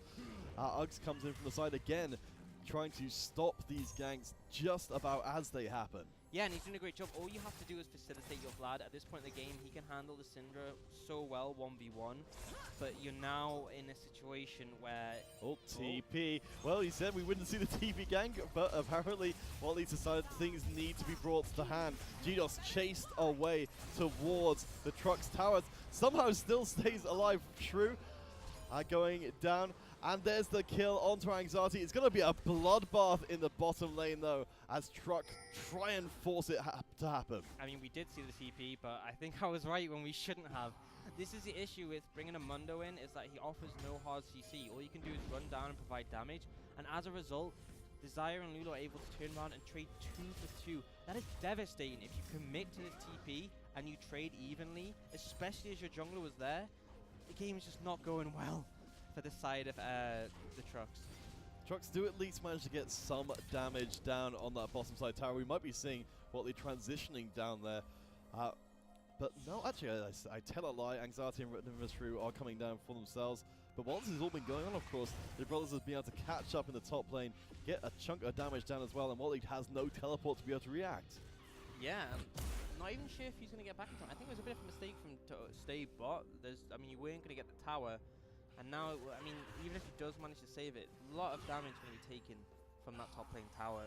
Just a bit unnecessary, and it just feels like. I mean, I said this game 2 was a completely different Trucks from game 1, but this seems like a completely different team again. They're just making mistakes, and it seems like not doing what they need to do as a team. Well, I mean that's the whole point of the best of 5, isn't it? To really test the teams to make sure that. I mean, this is exactly what Crofty was saying before the game even started. That how deep the Trix was questionable, and I don't know. Under pressure, is the decision-making process for the Trucks correct? Yeah, I think that's really where they're lacking now. It's just the decisions they're making, because we saw in game 2, they can play well. They are a solid team. Mechanically, they can hold out. But this game is just mid lane, a little bit individually. The top and bot just overextensions have punished them. And I mean, they're only 1k behind, mostly because of Watley's just, I guess, superiority in the top lane. This Mundo pick doing work for him. The issue is, though, Mundo isn't always the most relevant champion late game. Mid game, excellent.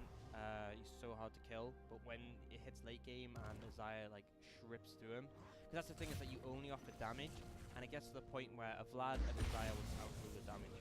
There's another move on the Crofty, able to walk this one away. Doesn't even need the Sanguine Pool. Of course, the bottom side will award the first tower for Hyper EXE, and we've got a Cloud Drake up as well. Yeah, Cloud Drake buffed a few patches ago, so actually quite a relevant one, so important to pick up. But you were just seeing the payoff from this pressure bot lane. And again, the same thing mid is that you're committing so much resources mid, but this Vlad just is untouched consistently. So hard to punish. G just takes the way in the bottom side as Woo Woo provides the cover. Again, Melvinism makes the play, gets knocked away by the Wild Growth. We've got the Feather Storm coming out, chewing through the damage. Anxiety down very low. The Forge God forces out the flash. Anxiety going to try and get away, but will get cut down, and with him it goes all the damage. White Walker chased out the back of the fight, can't stop for a moment, and Hyper EXE take over the bottom side. Double kills with the brothers, and I'm really the only one left standing. Yeah, and a 4 for 0 from the side of Hyper EXE, and props to them for that play. Again, great communication to bring their own TP, but I've got to ask, what are the Trucks doing? You know you have a TP disadvantage. Why are you forcing on the bot side? I mean, I have no idea, because they got punished heavily for it, and they're now sitting 3k gold behind, and Hyper EXE are picking up this first dragon, which, again, Cloud not the best that you can get, but still very useful. The next one's Infernal, though that is much more important. But interesting is all I can really say, with emphasis on the int. Questionable decisions from Trucks have put them far behind in this game, and we saw what happened game 1 when they fell behind. They just, I guess, fell apart. Well, it's starting to feel a little bit like, I mean, given, we saw the end of that fight, Watley is away taking a tower in the mid lane, trying to make the best of a bad situation, but it's starting to seem like a Truck team that perhaps under pressure aren't entirely on the same page, but Melvin Izzle has got one page they've been trying to write all over and over again, which is trying to gank Crofty and really not getting anywhere. Yeah, he's just so difficult to punish. I mean, he has the pull to evade the ult now. Oh my god, look at how quickly Venomous Shrew got taken out, but Anxiety does get the shutdown. Woo Woo desperate to try and get away. Melvin Izzle comes in from the side. Anxiety will get polymorph, but Melvin Izzle will secure the kill. Big pickup for the Trucks. Uggs forced to flee. Yeah, and it just goes backwards and forwards. This is good from Trucks because they sort of needed some momentum. They're now going to try and get this Rift held. But again, it's teams making plays when you don't have the numbers advantage. Crofty decides to go in, make the commit. Goes early into the pool. White Walker has got the shield to keep them up.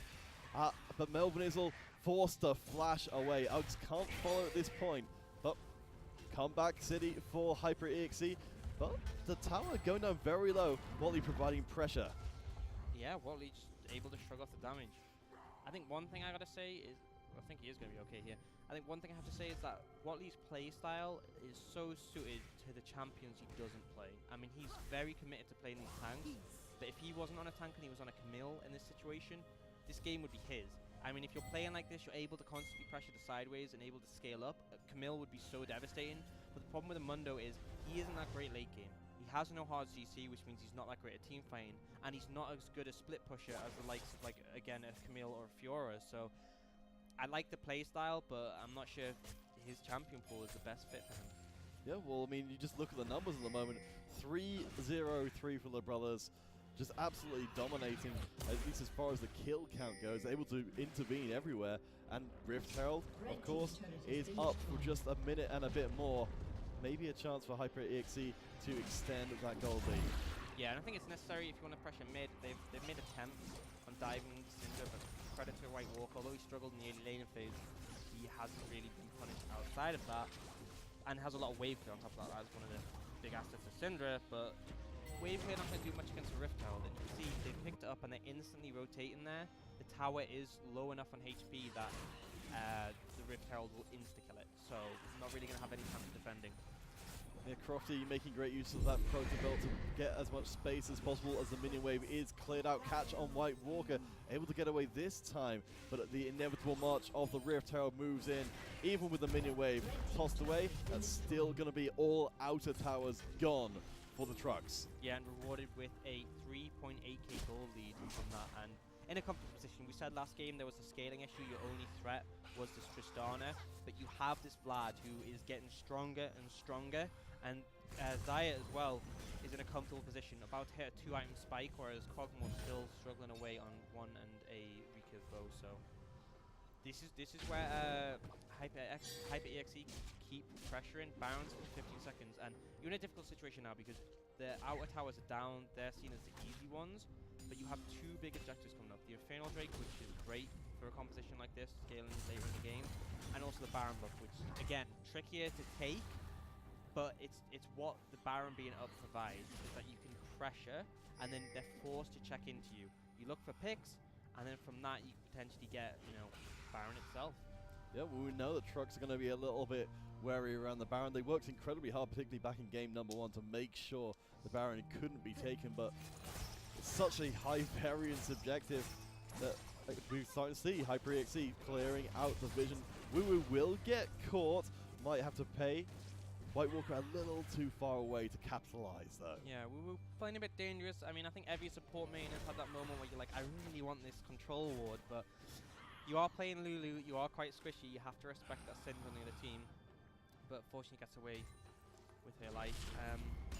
Yeah, and I think the game will stagnate a bit. I think the next focus objectives will be the Dragon in 120, but the question you have to ask is, are the trucks going to contest it? Because they're not that strong at the moment. Wally just ignoring. This is the speciality of Wally, just doesn't care about the opposing top laner, and absolutely doesn't. Manages to secure the second tower for the trucks. Will bring a lot of attention. GDOS and Wu from the side. Wally has nothing to stay here for, but is still going to take the fight anyway. 1v3 gets knocked up and eliminated. HyperEXE have a chance to move in around the Dragon as well. Yeah, and TP coming in very early just to push them off. I mean, I think that was a bit of a mistake. You'd be TPing into the middle of 4 solo. I think you just commit to the Infernal Drake. I feel like there isn't that much of a threat for the trucks to go for the Baron. But again, Infernal Drake's still in 30 seconds, so no real rush for that.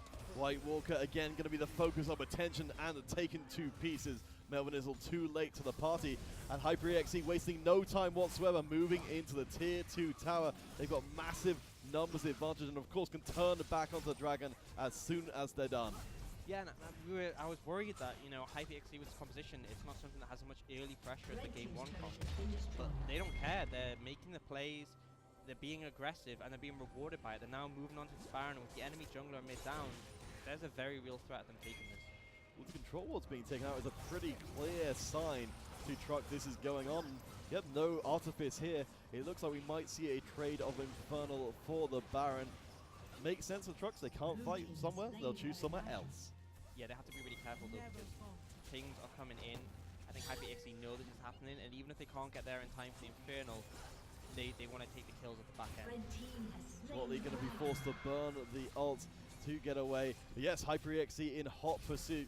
The brothers with the Forge Guard ready, but doesn't decide to cash it in this time. Yeah, just came up there, a bit too late to get the engage, but I think you're still happy with that situation. You know, 7k gold lead, you have that Baron buff on all 5 members, and yep, I was about to say that Xayah should be able to pick up Infinity Edge there, so now on a huge 2-item spike, and this is where it gets difficult for the trucks. You have scaling potential, don't get me wrong, but you're going to struggle here. You have to find it within your team to survive until this Baron wears off and look to get a bit more item, particularly on your Cogmo.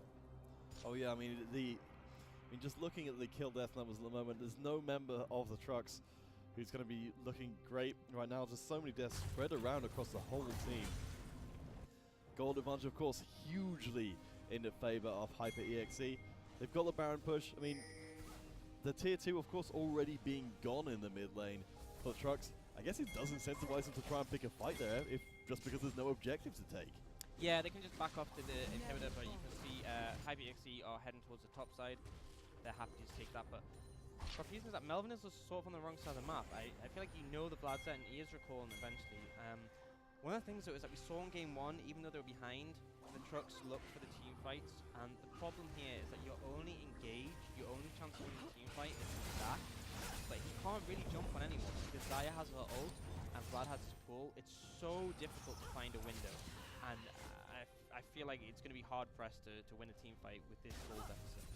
I mean, this is definitely starting to feel much more like game number 1, where the questions don't really have answers for the Trucks. Still the push in, of course, GDOS still going to be somewhat the focus of attention, able to put down a little bit of damage. Uggs off to the side, and the brothers trying to take care of things in the bottom lane. Of course, Botley off doing his own thing, does have the TP available if necessary. Crofty not in the pushes. Yeah, Flash isn't available yet, but it's coming up soon, and that's so huge for Vladimir. This is one of the reasons he does go that spell boost, because you want the shorter cooldown and you want the mobility summoners, because that's what he's lacking. You see, he's playing so aggressive now. He knows the spot's looking. I can definitely see them looking for a dive in this next minion wave, particularly now that the Ornn is here. Well, he is off to the side. The chance for a big team fight. Here comes the Forge God. We'll get a triple knock-up through. Anxiety off the side trying to pour out the damage. Crofty gets into the pool last second, and there's the elimination. Anxiety and White Walker taken out of commission. The Trucks in a huge world of hurt. Wally, the only one left standing with any amount of health. We have got Melvin Izzle and Venom Shrew off to the side. I don't think this game 3 is over, but it's surely incredibly difficult to come back from. Yeah, I think they might just be pushing here. There's no carries on the side of the Trucks, and a great team fight from Hyper EXE, and they're just going to start taking the Nexus Towers. This could be game 3. Shelter taken in the fountain. Nexus Tower number 1 goes down. Hyper EXE trying to move in and close this one out early. The 25-minute mark looking for what they're going for. They do have the knockups coming through, but you're right, the damage just isn't there for the Trucks. Watley trying to buy as much time as possible. Anxiety does respawn. There's some damage coming through. There's the double stun. The brothers does go down low. Gina so low as well. The execute comes through. Ugslime low as well. He's going to be followed up. He's going to be crowd control. The last shot, the double for Anxiety. Woo woo. Gets stunned all the way out. Anxiety didn't even think that was going to happen. The brothers is so low. Woo woo. Being chased out. The brothers low as well. Anxiety can't follow up, but the Trucks are still rolling. Oh, and I mean, I thought the game was over there. I think Hyper EXE thought the game was over there, but Trucks are adamant that it is not, and they managed to, off the back of an open Nexus, bring back some kills that are much needed. But I mean, they're still in a situation where they're 10,000 gold behind. I feel like they've bought time, but that might be all they've bought here. You say they're adamant, I see them as adamantium. That was an incredible defense there. And I think you're right. I think the only thing that saved them is the Hyper EXE thought this game was over. I mean, but even so, we've got a Trucks team that's massively far behind. That last team fight just went disastrously. How does that not just happen again? Yeah, I mean, if you look at Zaya's items now as well, it's only going to get worse. And I mean, on top of that, the Vladimir. So Vladimir now has the Zhonya's. It's going to be really difficult to punish him, even more so than before. And Zaya, not only, I mean, I saw Zaya picking up 4 items, and I was like, that's pretty dangerous. And then she got the Molten Edge as well. So you now have this 100% crit AD carry, who's buffed by this Lulu with Nard and Sensor, and the extra AD for the Molten Edge. Like, 2 hits, I predict. You will see a situation where Zaya will put 2 autos on a squishy and they will die. So much damage. You can see in the gold differences. Almost a 5k gold lead between the AD carries. Yes, they won that fight, well, the end of that fight in their base, but all they did was delay the inevitable, I feel, because it's going to be so hard to mount a defense from this position for the Trucks. I mean, we talked about before the game that maybe, you know, GDOS will be slightly less of the focus, but it feels like so much on their shoulders right now. We're going to see the push into the tier 2. Melvin Izzle going to make one last leap, and no, cancels out in the end. But the push in GDOS is tearing through that tier 2. I think the line of defense will be the back. We've got the Forge God coming out, the health dropping for Wally down incredibly low. Double bring it with But Crofty under the tower trying to push for the damage. White Walker has been eliminated. Anxiety still able to stay up at the back of the fight, but Melvin is all gone as well. Flash in! Oh my god, Anxiety makes the big coin flip, and it falls down tails. There's the ace, 4-1. And of course, HyperEXE can walk it over to the Nexus. What a game 3, and what a way to win. Yeah, just dominating performance, particularly from GDOS. We said how maybe they're putting more pressure on Crofty and less on him, but I feel like GDOS put the game on his shoulders, and you actually see his score was 13-3-7, so elite score there from the AD carry of HyperEXE. And you know, I was a bit concerned that I felt like maybe the draft didn't go the direction of what they had in game 1, but clearly they were confident with what they had there. You know, they stopped running this this protect AD carry comp, and although the AD carry still did a lot of damage there, I think the reason they did that was in the former games, so much focus was put on GDOS. It was like, we have to kill GDOS and then we win, whereas in this game, you saw in the laning phase, Zach was permanently mid trying to pressure this Vlad. Nothing really came of it. And you saw in the team fights, yes, Vlad managed to get towards the backline, but he couldn't get on top of the Xayah because of the ult. And then on top of that, the Vlad was just a menace in the backline. He didn't kill anyone, but he just provided space for GDOS, and he was able to carry off the back of that. All right, guys, we are through. Game 3 is in the books, but we've got one more chance for the trucks to show us what they're made of. They did adapt from between game 1 and 2, and it worked incredibly well. We'll see how well they can adapt for game number 4. We will be taking a break, but we'll be back as soon as possible to bring you what could be the last game of the NUEL League of Legends Finals.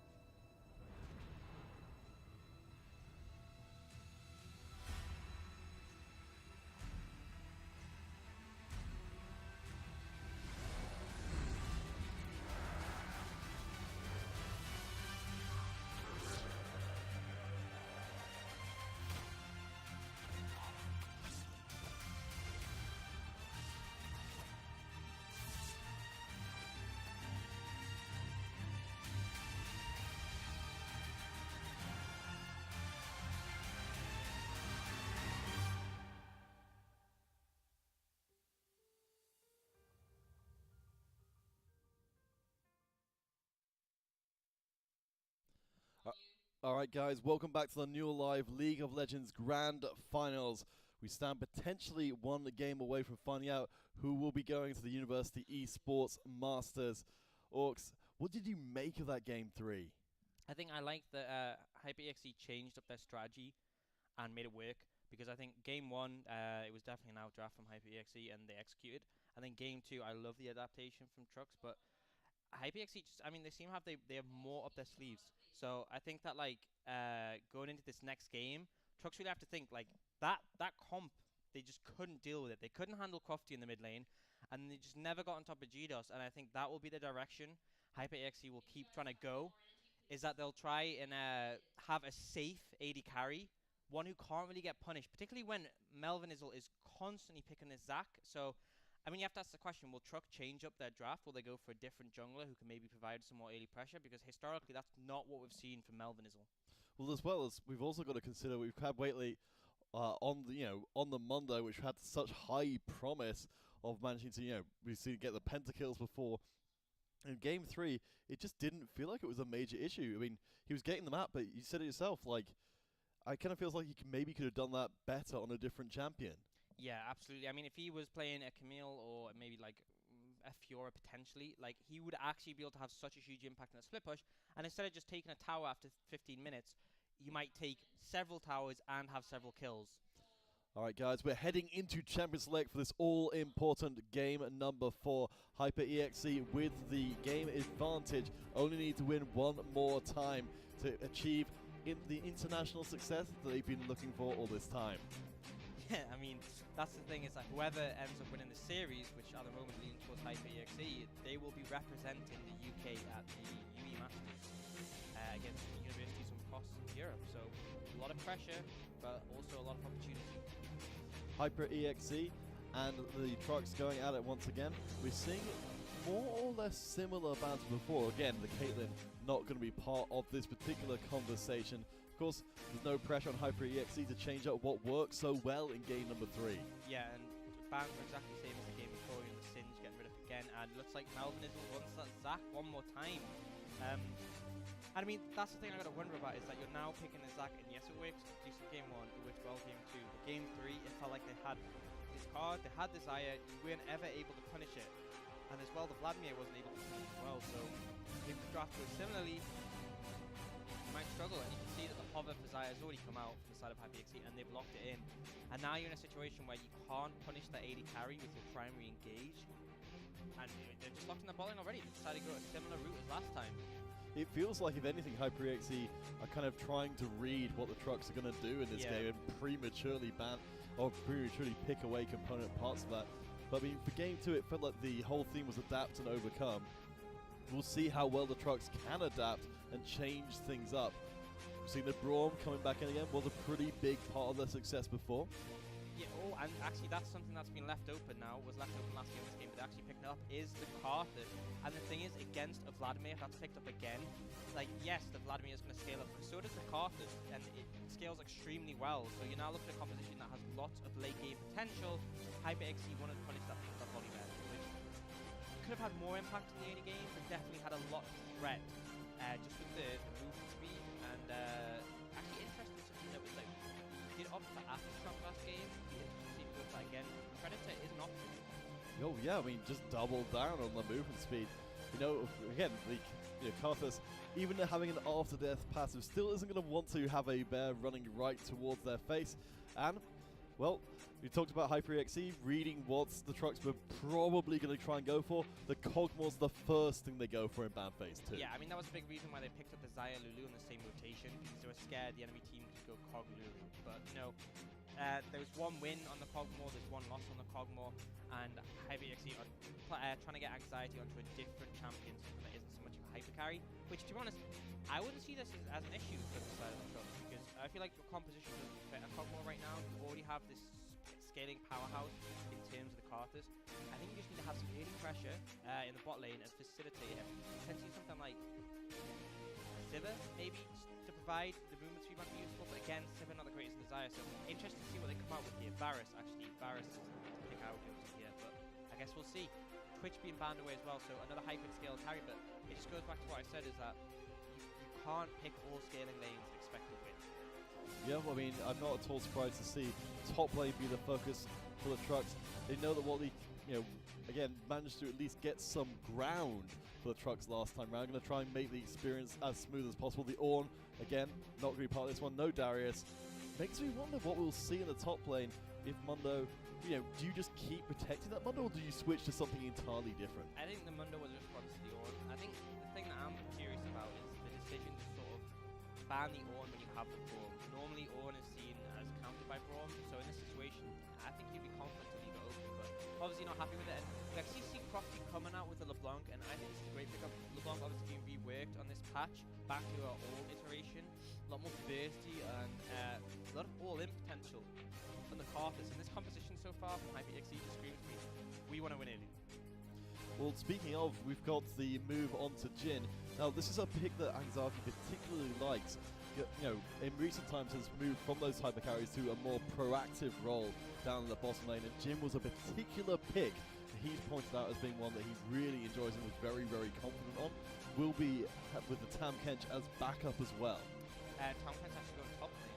Oh, of course, yes. So something that Wally has played before, and I mean, into Sion, I feel like the matchup isn't the best. He will shove you in. And then also it's the fact that you can't interrupt his knockup. So, I mean, it's clearly a pocket pick, something that Wally's confident on, but personally, maybe a Cho'Gath is the normal counter we see into the Sion. But digressing from that, just look at the comps overall. I like the Jhin pick. Going to give some lane impression to Xayah. But the real question for me is, how is White Walker going to do in this mid lane? He struggled last game, and then this game he's against a Volibear jungle again and a LeBlanc in the mid lane, and it's so devastating if she gets a lead. Because the thing is, like, yes, Carthus has a passive after he dies, but LeBlanc can dash in, blow you up, and get out before you leave the lane. Oh, I mean, I fully expected to see Crofty trying to style as much as possible. We saw his confidence from the pre-stream interview. I think wanting to try and end out this best of 5 right here and now in game number 4, and to do it in style as well. I'm excited to see the first emergence of the Carthus. It was part of the conversation from the very beginning of these finals. I'm really excited to see what we can do with it. Yeah, I mean, it has been buffed, going to have a bit of advantages. One thing with LeBlanc is his shut power has been nerfed with the changes. Old LeBlanc was able to spread her Q passive and able just to shove quite effectively. With the damage buff to Carthus, again, 10 damage seems quite insignificant, but that's every Q and it's such a low cooldown. So I get the feeling that the Carthus might do a bit better in this matchup, but it's going to be tricky. You're playing into a LeBlanc, it's an assassin threat, and this is sort of reminiscent of the game 1 sort of style, where there's a very aggressive comp from HyperEXE. Actually, no, it's more reminiscent of game 2, which obviously went bad for them, but it's a hyperscaling composition that you need to get ahead early with to win, and they're going to have to make that happen. Alright guys, we are heading onto the Rift for potentially the last time. The Trucks against HyperEXE, a spot at the University Esports Masters on the line. The Trucks need to win here to keep their hopes alive. Crofty going to spot out the movement. Again, the Trucks have been consistent moving in as a squad, but yet to really have it pay off. Yeah, I mean, they're just getting information here. I think this is smart because you know the gank threat is extremely high from a Volibear. You have an immobile mid laner. You really don't want to have your Carthus die in the early game. You want them just to be able to scale up. And I think smart knowing where the enemy Volibear is gives them a situation where they can plan. And I think that's what you need to do. You need to negate the pressure from HyperEXE. You need to find out where they're going to apply that pressure and just try and scale. Because in the late game, I have no doubt that Jhin, especially with the new Ginsu's build, and a Carthus dominate late game team fights if they can get there. Oh, for sure. And I mean, originally before Anxiety even came on the squad, the Carthus was such a great, such a popular pick for them, just because it allowed them to apply, to allow Watley and White Walker to work together, even when they were not even remotely near each other. Yeah, they're actually going for the invade here. Looks like they have been spotted out by that ward, so Oak's just going to back off with the brush and let the red reset, in fact, so smart decision. Yes, Melvin is going to use up just as much time as Crofty getting hammered by White Walker. Those skills, a little bit more dangerous than they look. Yeah, and I mean, that's the advantage when you have so much experience on a champion as White Walkers and Carthus, is that you're confident in matchups that maybe look not favorable on paper. And the thing with LeBlanc is that she's not very useful until level 2. You need 2 abilities if you're going to proc her Q passive and get a significant amount of damage off. She has now hit that level 2.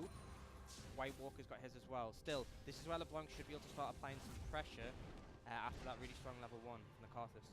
Yeah, the pot's already going to be seeing a little bit of attention. Definitely be really excited to see what the mid lane turns into. Fully expecting to see Uggs and Melvinizzle both trying to apply leverage there. Yeah, and something that's huge is Melvinizzle managed to get that red buff after the Raptors as well, so massively ahead in the jungle right now. And the question you have to ask is Uggs going to risk going to Melvinizzle's red to try and steal it?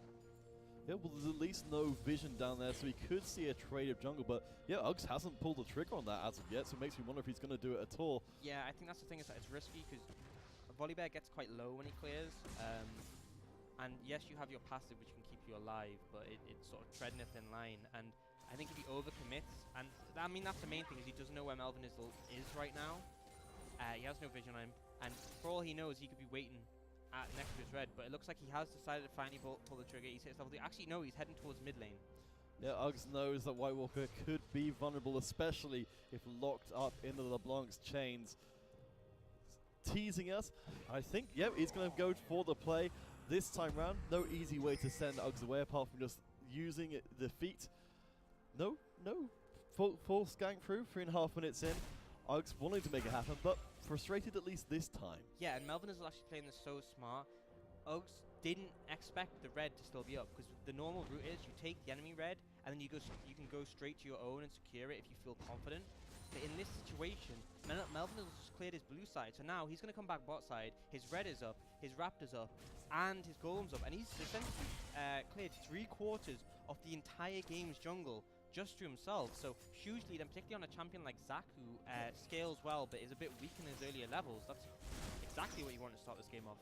And you can see the saddest journey of Uggs into that top jungle. He's going to find absolutely nothing to feed on. If anything, I kind of feel like Melvinizzle assumed that the red buff would be taken, assumed that Trader Jungle would happen, but wow, there's going to be a massive goal differential between the junglers now. Yeah, it's a mix of assumptions in that Uggs assumed that by invading you have a plan from that, and he assumed Melvinizzle's plan was you get the enemy red buff, you go straight to yours, you secure it, and there's no chance of congestion.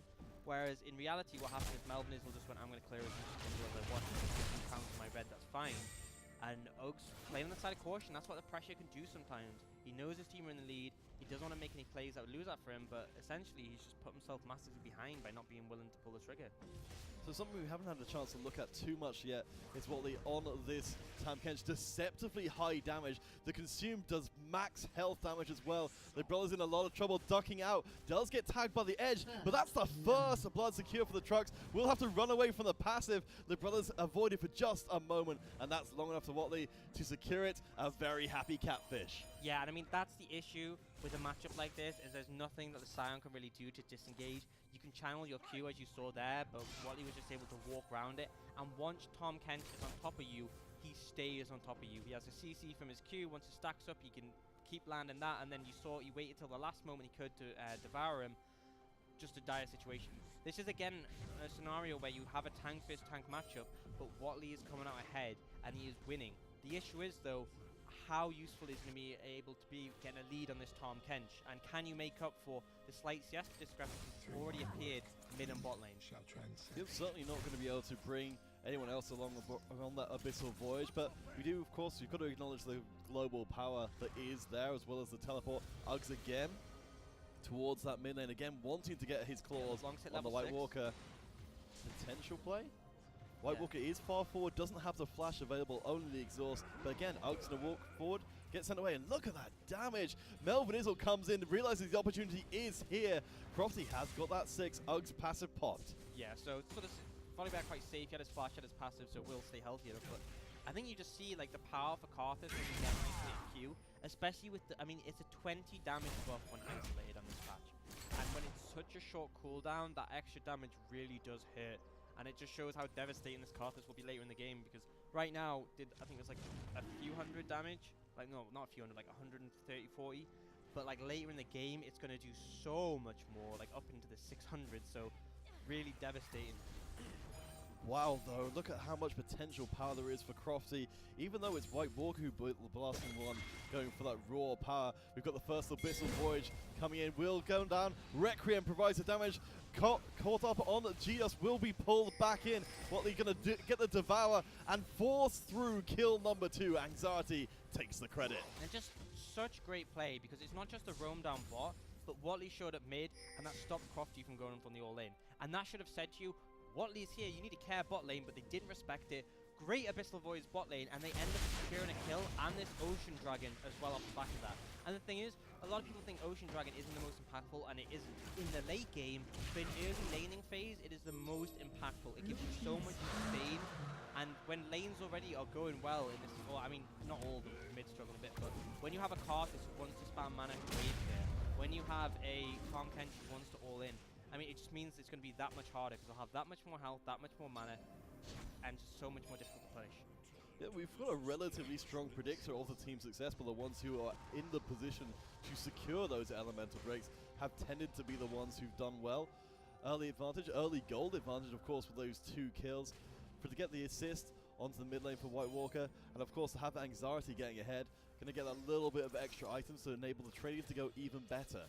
Yeah, and something else to note is that the next dragon is an Infernal, and honestly, like, so this is like the optimal sort of dragon pickup, because Ocean, although it doesn't do well late in, every team would rather have an Infernal. In terms of how much it does for you in the early game, Ocean is the strongest, and then the next one being an Infernal means hopefully you're able to accrue even more for these so that you can contest that Infernal Drake. And if they secure that Infernal Drake on Jhin and Karthus, I think those are the 2, I mean, bar Jhin and Veigar, those are the 2 best benefiting champs, because AP on Karthus in the late game is just devastating. The ratios on his ultimate is, I believe it's 75%.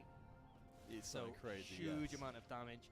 And then the Jhin as well, we've seen the Ginsu's build come out recently, which means you're able to get up to 2k potentially AD after you stack up your Ginsu's. And I mean, it doesn't matter if you're a Sion, you're a LeBlanc, you're a Lulu, you're not going to be able to take auto attacks from that. Uggs down towards the bottom once again, will get pinged out. Some well-merited caution from the truck side of things. I guess the question does become where they go next with this small but significant advantage. Yeah, and I think it's smart from Melvin Izzle. He's just sort of chilling around mid. There's no real pressure on the top lane. There just isn't the damage to kill a Tahm Kench. And the only real threat, I guess, is onto this Karthus, and he's just trying to protect him. Invading the jungle again, though. He's getting a big advantage, and we are seeing Uggs heading towards the bot lane.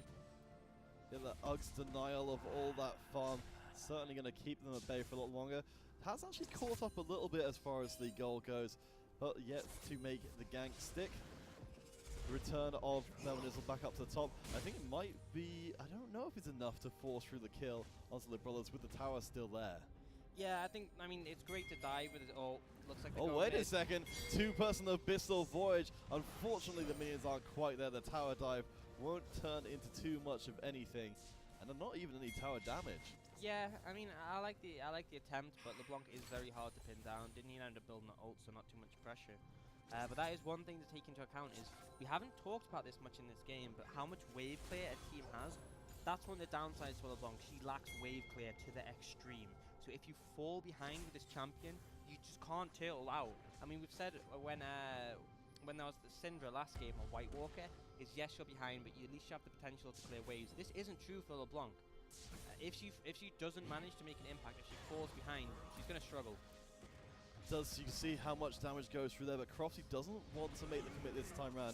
Does have the ignite ready and waiting. Of course, Uggs waiting as well down the bottom side. Will get spotted out by a control ward. See if Melvin Izzle wants to come back through. But yes, we got the brothers coming in from the side. Going to go right past the tower, or nearly threatening to. 4-person push will draw out the TP from Watley, and just able to then disengage again. Yeah, and it looks like Zach's here as well, so they had the idea to commit more, but unfortunately Watley kind of wasted his TP there. I think the ideal situation would be a cancel to save the cooldown, but it looks like they might still try and get here, something here with Melvin Izzle, waving the wings. Yes, it's usually, remember from before, with Melvin Izzle up beyond the borders of the forest, able to intervene. But yeah, big 4-person commit. Of course, the Requiem is available to make it a 4.5-person push from the trucks. They've got some minions incoming, maybe trying to force through the first tower, but oh my god, White Walker was so low. Still a play under the tower. Watley going to get chewed through. And Woo the one to take the kill. And yeah, Melvin Nizzle forced to get out in a hurry. Going to get followed up. Crofty gets the roam through. Last bit of damage. And unfortunately for Melvin Nizzle, will be abandoned by their comrades to a death. Yeah, just over-aggression when it's not needed. The numbers were there on the side of HyperEXE. It looks like the top lane has sort of ditched their lane, willing to hang out bot lane and try and find something. But, I mean, I feel like you have to respect what's happening mid. Crofty has the pressure on White Walker. A bit of a misplay, didn't use his Ignite, would have secured the kill. But you know that your mid laner can't move down. The enemy mid laner has the pressure. You saw Crofty came up the back end. And not only did they get those 2 kills, but they able to pick up the first tower as well. A dead even gold until that first tower goes down. Now a big advantage for HyperX. We've got the potential move in towards the dragon, and of course a minute or so. But yeah, no real way to react for the trucks. Just give up that tower and a big presence in the bottom side. And this is the issue, as we talked about how the next dragon being Infernal is great if you're able to capitalize on the lead you have.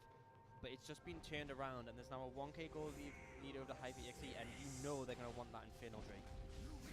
Watley is, of course, in the area. I think there's definitely still the trucks looking towards taking that. Next, only going to be about 20 seconds more. Oh, I say this, and we are seeing multiple recalls from the truck side of things.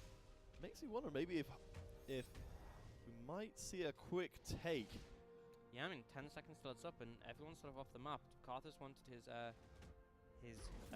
what's it called? Oh, the Rod of Ages, yes. Yeah, but I mean, it needs to stack up. That buy isn't going to make that impact right now, and it looks like HyperEXE are wanting to start up the Infernal Drake as soon as possible, and I'm not sure if trucks are here in time to take the contestation. It looks like they're going to go for it.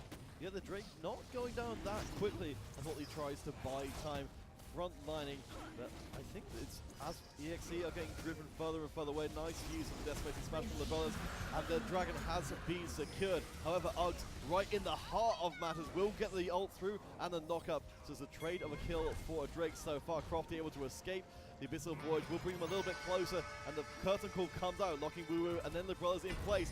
Nice Melnizzle comes in from the side, but actually ends up giving up his life. The Decimating Smash knocks up the trucks, and Venomous Shrew goes down. White Walker trying to escape on minimal health. Requiem still in the chamber, but not pulled. Yeah, just an overcommit from the side of Chuck. I mean, unfortunately, Melnizzle went in a bit too late to try and steal the dragon. Got secured by Uggs, so great from him. And then just an overcommittance. They take out Uggs and they try and chase into a Xayah, which never ends well. You get the massive Blade Caller, and you also get the massive Decimating Smash from the Scion, which turned that team fight completely, because it really looked in the favor of Trucks until that point.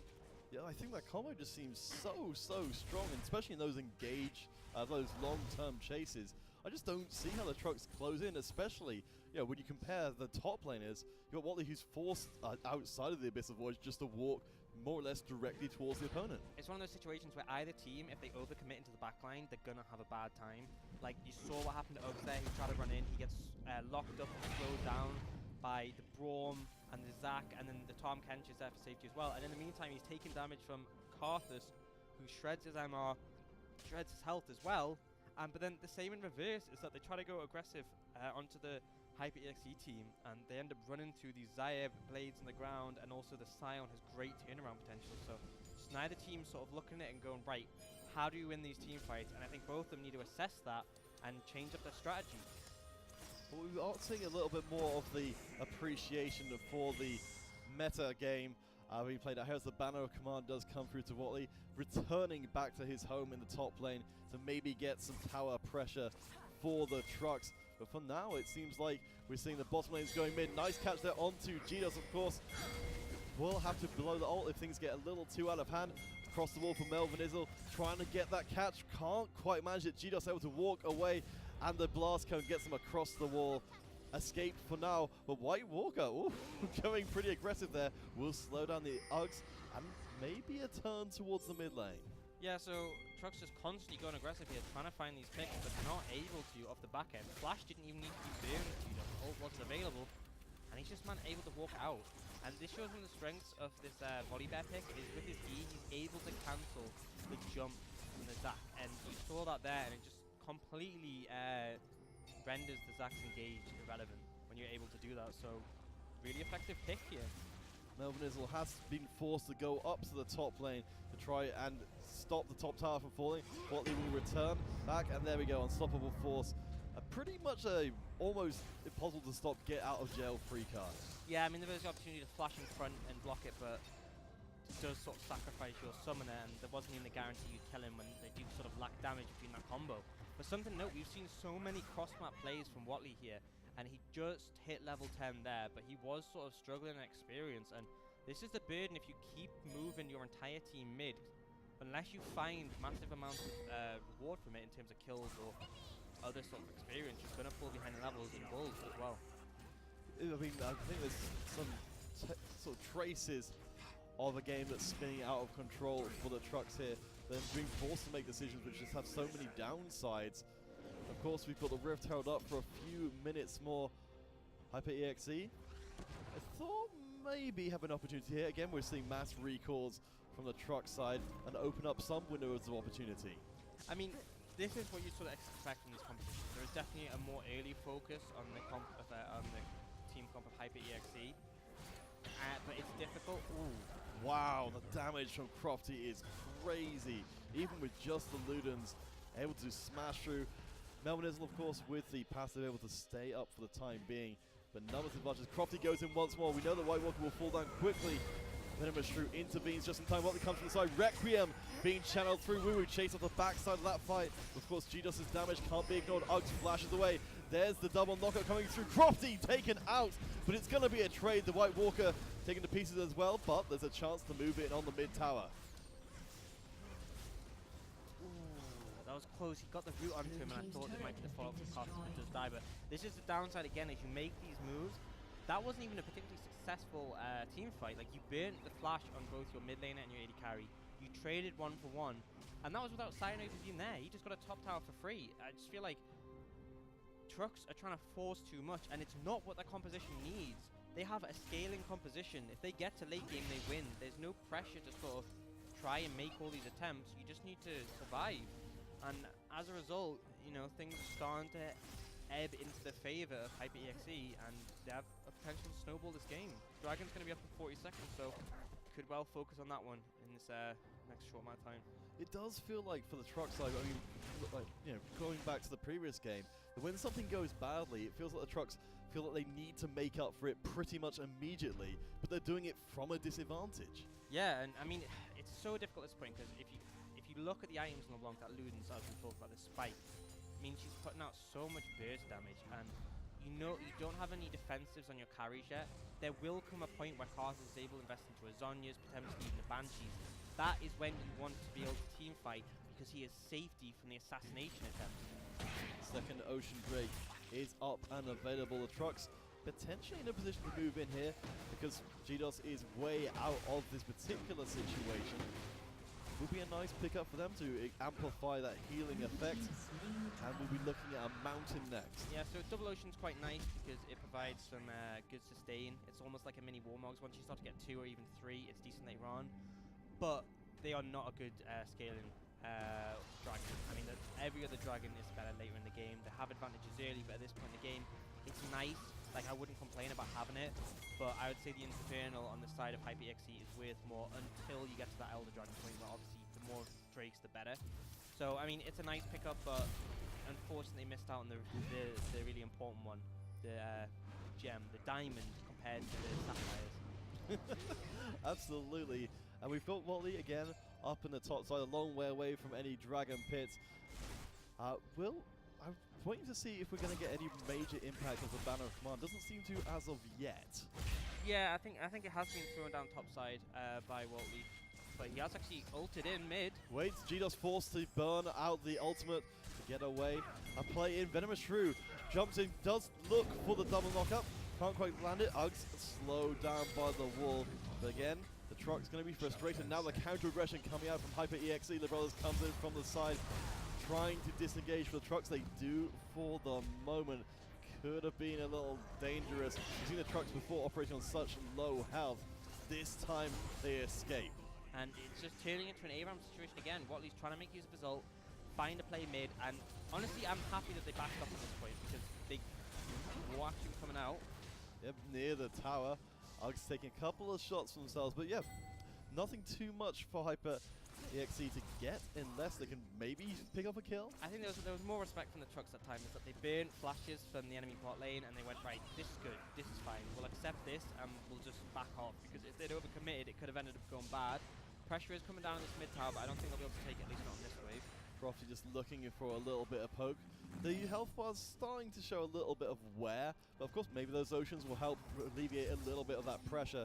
But of course Baron vision will start to become an issue. Crofty again with a poke through, and look how low White Walker goes. It feels, without the Roll of Ages, would have been popped a long time ago. Yeah, I mean, definitely the extra health's going to help out, but the issue I'm having is that trucks are so focused on defending this mid tower, they're just leaving the side waves. Like, a huge wave just died bot and was completely ignored, and now because they went to deal with it too late, they're potentially going to lose the second tower mid. So the macro decision from trucks is really lacking. They are looking for an engage here. Abyssal Voyage Requiem combo comes in, going to be avoided out on GDOS, but Woo down extremely low. The brothers may have to pay for the sins. Going to be the trade for that tower. And the trucks at least get something, but the rest of Hyper EXE able to disengage at will.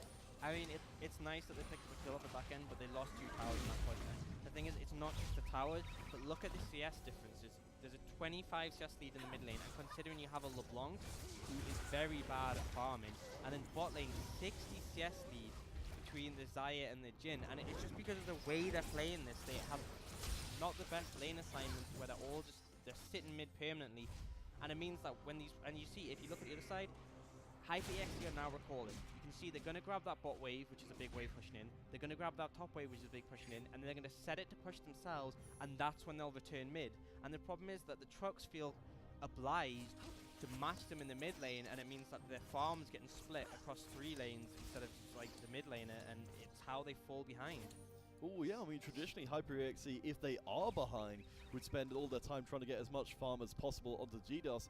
Now they're ahead and doing exactly the same thing. We can see the goal lead is ludicrously big already. Just really over onto the GDOS. So much CS. Otherwise everything more or less similar between the two. Well, yeah, the evening kills, it's just the towers and the CS which put the Xayah so far ahead, and that's so important because it's led to a 2.3k gold lead. And that is almost a full item. I mean, it's going to be a BF and a pickaxe right now, i.e. a bit too expensive for it to be that full item, but, you know, after the IE is picked up, that's going to be a significant spike, and, you know, I feel like lane assignment is really where it's down. The aggression's good, they have good ideas, but all they've really done for the past 10 minutes is just sit with 5 men mid, and it has its consequences. We have got the brothers coming to try and make the engage. Watley interposes themselves right into the center of it, and again gives up their life. Melvin Izzle trying to get away. This is looking a bit dicey. Crofty, of course, able to sneak around the side. We've got Bannon up minions pushing down the mid, while the Baron is being threatened. And this is great play again from HyperEXE. They understand what they have to do. Crofty has got the Banshee's Veil. You talked about the Banshee's Veil for White Walker. Now Crofty's going to be even harder to deal with. Yeah, absolutely. And it's a great item against the Carthage. You can see he's popping his ult now. Blocks all the damage, but quite a bit under the rest of the team. Lulu gone very low. Yeah, Woo down very, very low indeed. White Walker going to chase through the team, potentially give up their life, but still pour out the damage. Crofty down low. The double kill through onto Anxiety. Could this be a turnaround fight for the trucks? We will see the sacrifice play for the brothers, but GDOS is still up and standing. Anxiety going for the chase. The knock-up comes through. The shutdown onto GDOS, and they have managed to somehow bring this game back. Yeah, and that's an ace. And now, just as I was saying, it's just a smart play from HyperEXE. There was no need from the start for Baron, and this is the power of a composition like this. Is that when the enemy team is trapped in the Baron pit, when you have time for Carthage to get his Requiem up, there is so much damage. Crofty burnt a lot of mana making poke, which is great, but ended up out of mana. Carthage doesn't care. He flashed, no, he didn't flash, he walked into the enemy team and just, he didn't care if he died. He knew he was getting the damage off, and they ended up winning a 5-0 team fight. And now you're in a situation where Jhin caught up so much there, only 1k behind the Xayah after that team fight, and that's with an 80 CS differential. And now it's not just that, but they have the Baron. And here's the thing, is that normally when a team picks up a Baron, like if HyperEXE had picked up a Baron, they would be able to pick up those inners.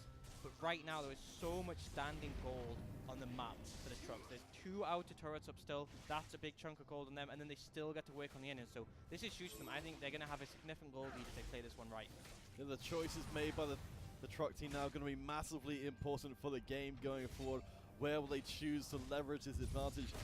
Obviously, going into that last fight, I had no conception we'd actually be seeing an ace coming through. I think the problem was IPXE had 2 minds about what they were going to do. Because you have the option to commit to Baron and just kill it, or is the alternative that we commit to the fight. And it seemed like they were a bit split. They didn't have enough damage in the Baron. I mean, that's the issue. Take LeBlanc, he's not good at damaging the Baron. So all the DPS is coming from the Zaya, which meant it was very slow. LeBlanc was off the side, taking a bit of poke, burning a lot of mana, and it just seemed like they were split in their decision. Whereas then Crofty comes in, nearly takes out the Venomous Shrew. Watley is off to the side, of course, the perfect anti-playmaker. But if he's not there, he can't do anything. Crofty across the wall once more. This feels so risky for the trucks to move into what could potentially be another straight 5v5 team fight. I think they're fine to take it, because I think the problem is the only way to disengage this Baron is the only way to stop this Baron push is to force an engage. And it's so hard to force an engage against the team, because if you don't get on the backline, or even if you do, you have safety in the terms of a Tom and a Braum for both the carries, and even if you kill the Carthage, that doesn't guarantee a win team fight, because you can still pop his ult, you can still provide damage after his death. I do think it might be a bit over-aggressive here from the trucks. I feel like now is the time you recall, you spend your gold, and you go top lane with the Baron. Crofty going in once more, forcing out the Requiem. Doesn't manage to do much apart from provide a little bit of breathing room. Anxiety after that last big fight. 5-0-4, punching through the tower damage enhanced by that Mountain Drake. We have to move back in from HyperEXE. They're going to cut out Root, trying to force out the Melvinism. We've got Cuticle coming through. HyperEXE are able to disengage. The tower still stands. So close on the last Jin shot, but able to disengage, but Wait G-Dog's going forwards. Yeah, Crofty coming in from the side. White Walker going to get caught up. Crofty exhausted and sent away. Melvin Izzle popped. And the trucks, I think you call it, stay too long and get punished. And this is the curse of the trucks, is that the macro struggles when the plays are good. They managed to win that team fight. They managed to secure the Baron. But because they overstay on the bot lane, they lose their jungler. And this minion wave top is just, I mean, yes, it's not picked up by HyperEXE, but it's wasted. They could have used that to push. They could have picked up 2 more towers and pushed themselves potentially into a 3k gold lead. All right, as we close in on the 30-minute mark, the goal almost dead even between the two teams, which, based on what we saw before, just feels insane to get to this point. We've had so much happen in this game 4, and yet we're almost back where we started with. I mean, with it being so even, are either of these teams favored? Absolutely. Trucks, absolutely are favored. And I think this game's definitely going to bounce back towards them in this point, because when you're even at 30 minutes with a competition like theirs, you have the advantage. Like, LeBlanc is a champion who later in the game is going to struggle to assassinate anyone. I mean, you saw there, the Zhonya's from White Walker kept him alive, and that's only going to get more difficult as more items are picked up. As well as that, you saw the damage from the Jhin. He put a 4th shot onto Crofty and half HP'd it in 1 auto, and it's only going to get worse. I feel like, I don't want to say that it's lost, but HyperEXE have a massive uphill battle because they're even at this point of the game. Yeah, and of course we've got the Knight's Vow for Watley to be able to keep those priority targets safe. But again, here we go. HyperEXE make the move in for the play. They will get the kill onto White Walker, but it's tougher to shift from the mid lane than any other mid laner.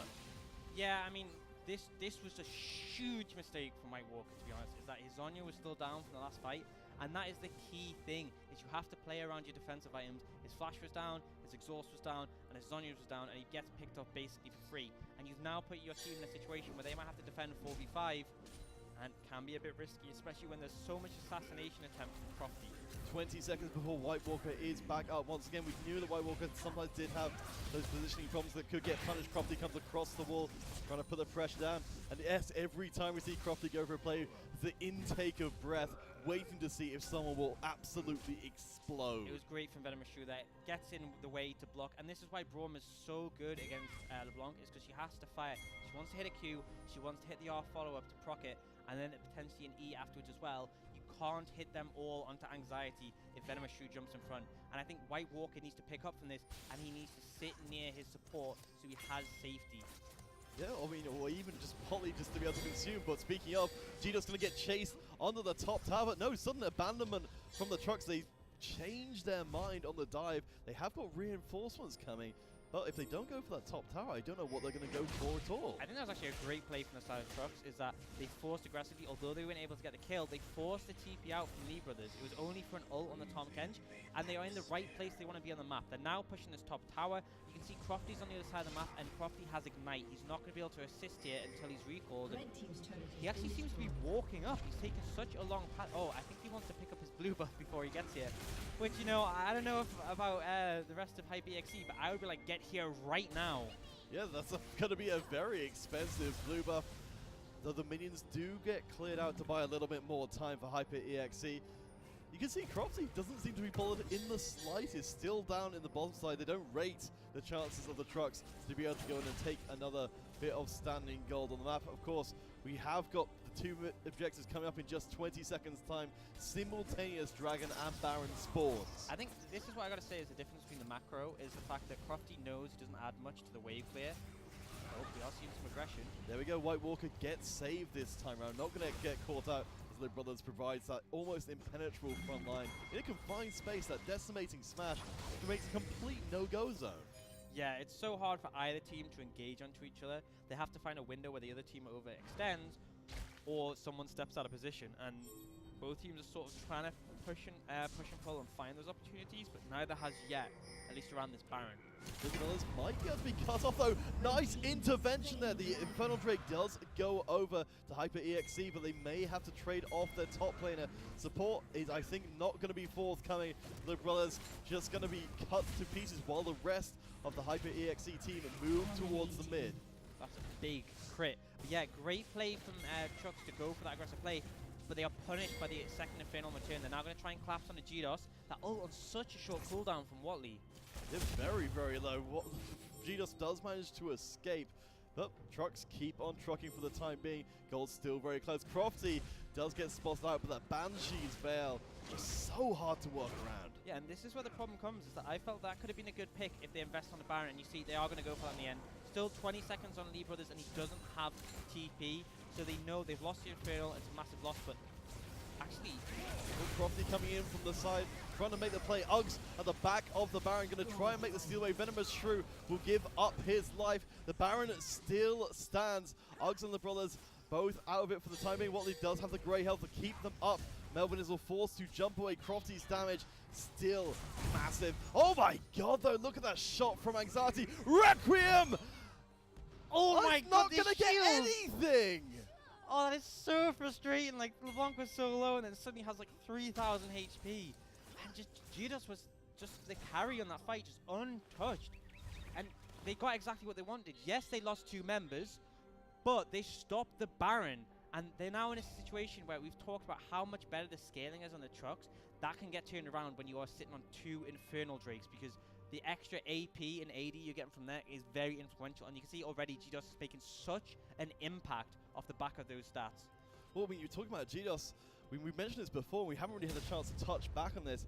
It's now ahead by, I'm going to have to do some quick maths here, about 130 CS as we see the return back to the Baron. GDOS still a massive damage threat as the teams converge, but Crofty is nowhere nearby. No teleport to intervene in the Baron. Uggs coming in from the side, GDOS from the other. The unstoppable force of the Brothers is going to come in, but won't match make an impact, and there's the shutdown on Anxiety. That's so much gold gone for the Trucks. They're going to get cut apart. Another ace, but this time turned all the way around. Watley is going to have to try and waddle away, but surely there's no way out. And HyperEXE have turned this game around. Quadra kill for GDOS and a Baron for dessert. I mean, GDOS said he was going to 1v9 this series, and he is delivering so far ahead of Anxiety, and he proves it in that team fight, getting a quadra kill. And you saw 2 hits on Anxiety, and he just blew him up. And now they have the Baron, they have a 5k gold lead and 2 Infernals. They're going to push for this mid-lane inhibitor.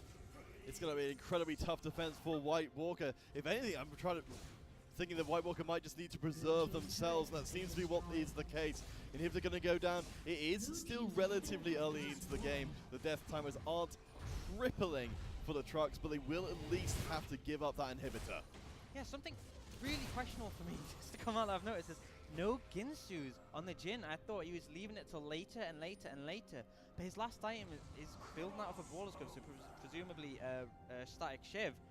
And I feel like that is the one advantage that Jin has. It's like you synergize so well with his Ginsu's, and by not picking it up, you know, I feel like you're never going to put out as much DPS as the Xayah, but at least with the Ginsu's you can stack up your AD. And, I mean, you can shred through tanks, but Jin, not a good tank shredder. And at this point in the game, you're not really going to get an opportunity to free out the LeBlanc because she's too mobile. You're not really going to get an opportunity to trade autos with the Xayah because when you do, I mean, you saw what happened last team fight.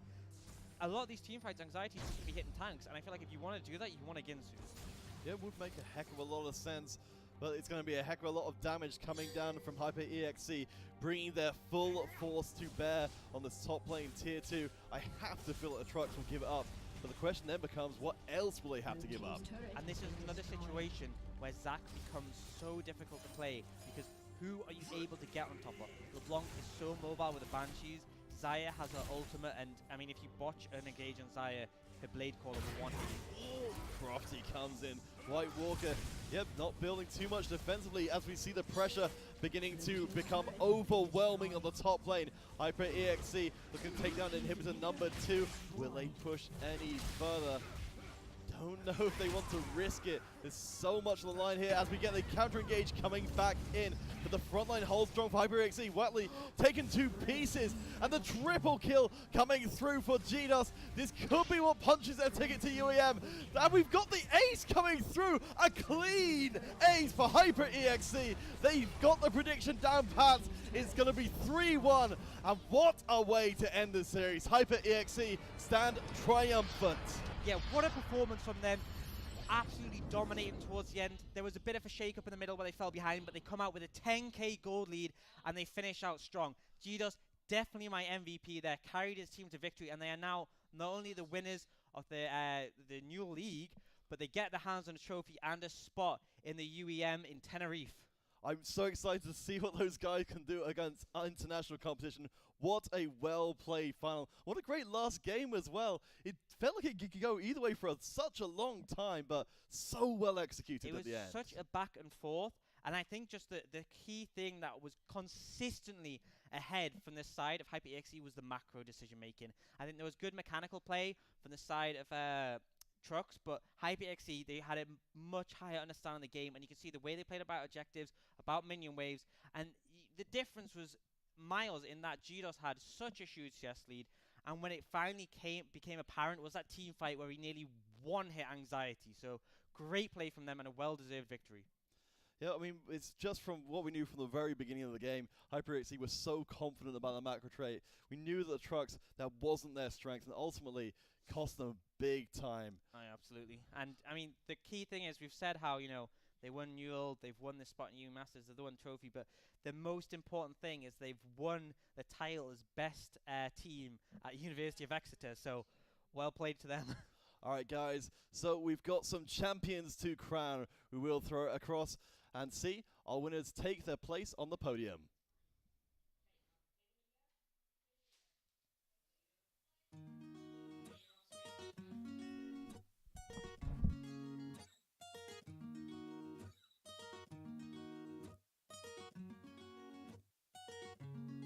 Looking at this is amazing. It's a feeling of, I can't even describe it even though I'm a costume. Just beautiful. And to see every team come here and have a blast just representing their own country.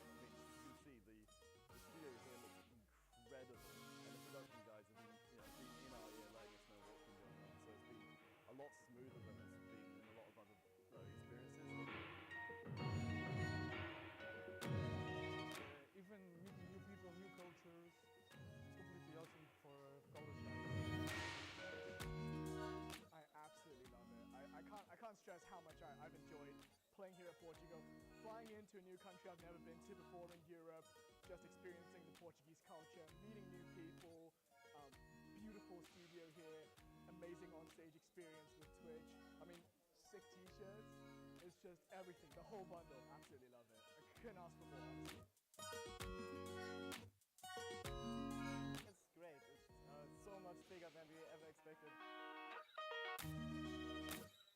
The biggest stage has been in, you know, for the viewers, for the sponsors, for everything. The University Esports Masters is invaluable for students. It gives them a medium to express themselves. It gives them a real practical experience.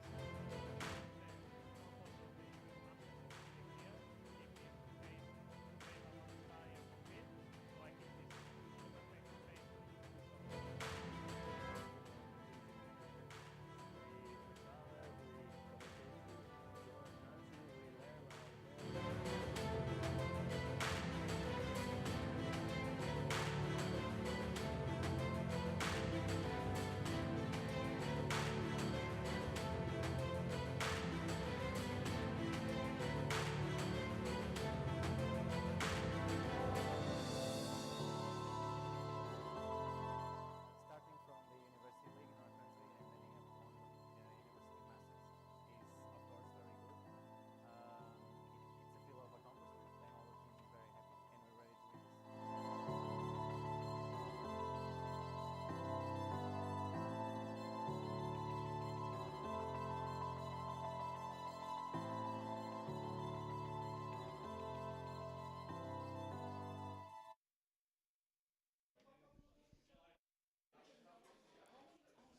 Well, there we go then, ladies and gents. That's the end of that series. I'm here with your winners, sponsored by HyperEXE. Congratulations, first and foremost, to these guys. Round of applause for a great victory.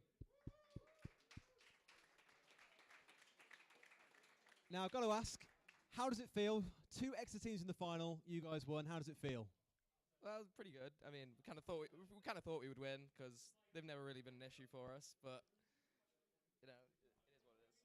Is what it is, the closing words. So now I'm here as well from Thomas from Republica Gamers and Josh, the founder of the NUEL. Once again, here for your champions, sponsored by HyperEXE.